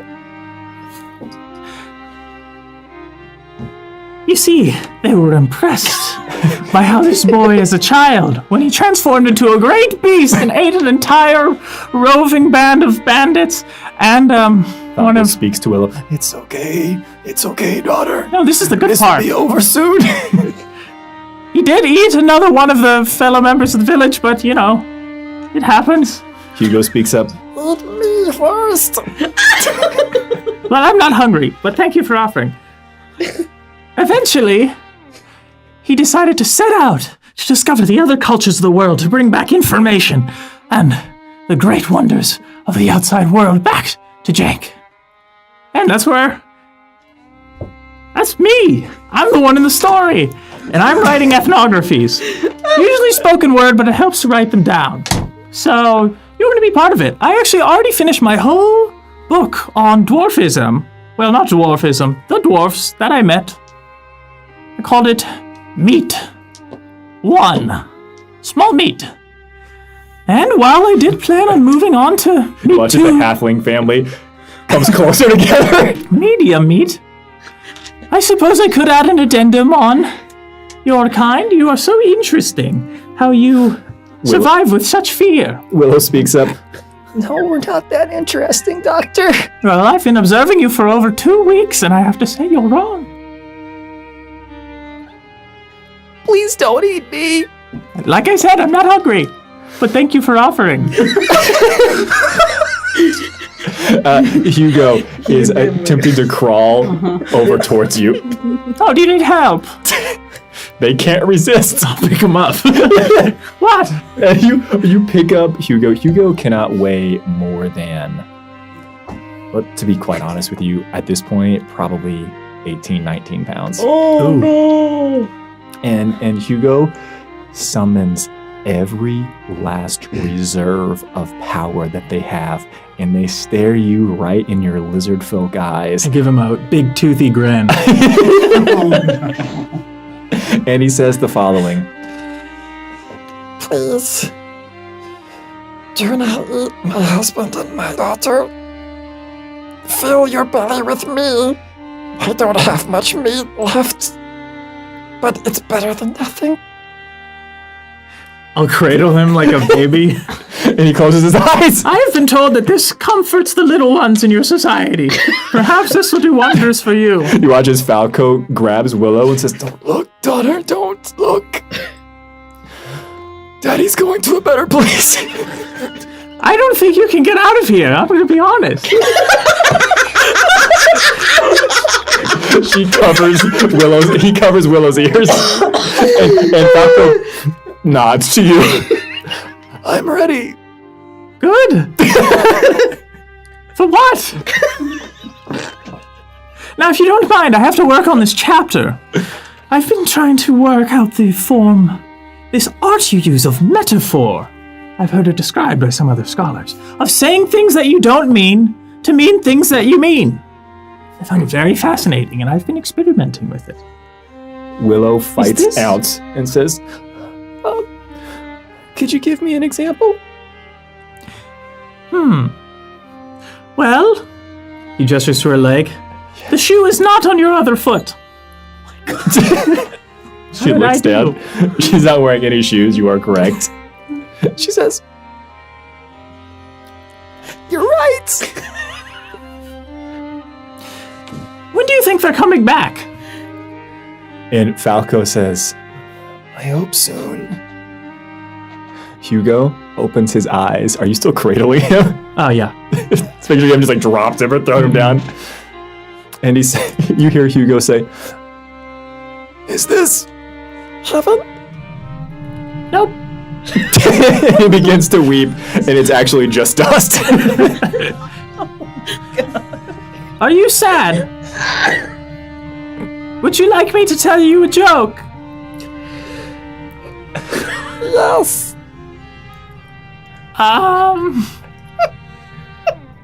In my society, we don't have jokes. So forgive me as I improvise. You watch as he was already starting to laugh.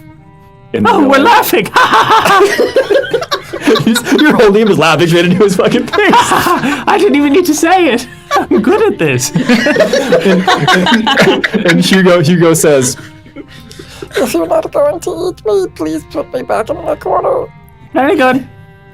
I'll just kind of set them down over there. And I'll go, like, sit down on the floor with them. Yeah. Tell me more about where you come from. And you watch as the little girl just looks up. So this was our home.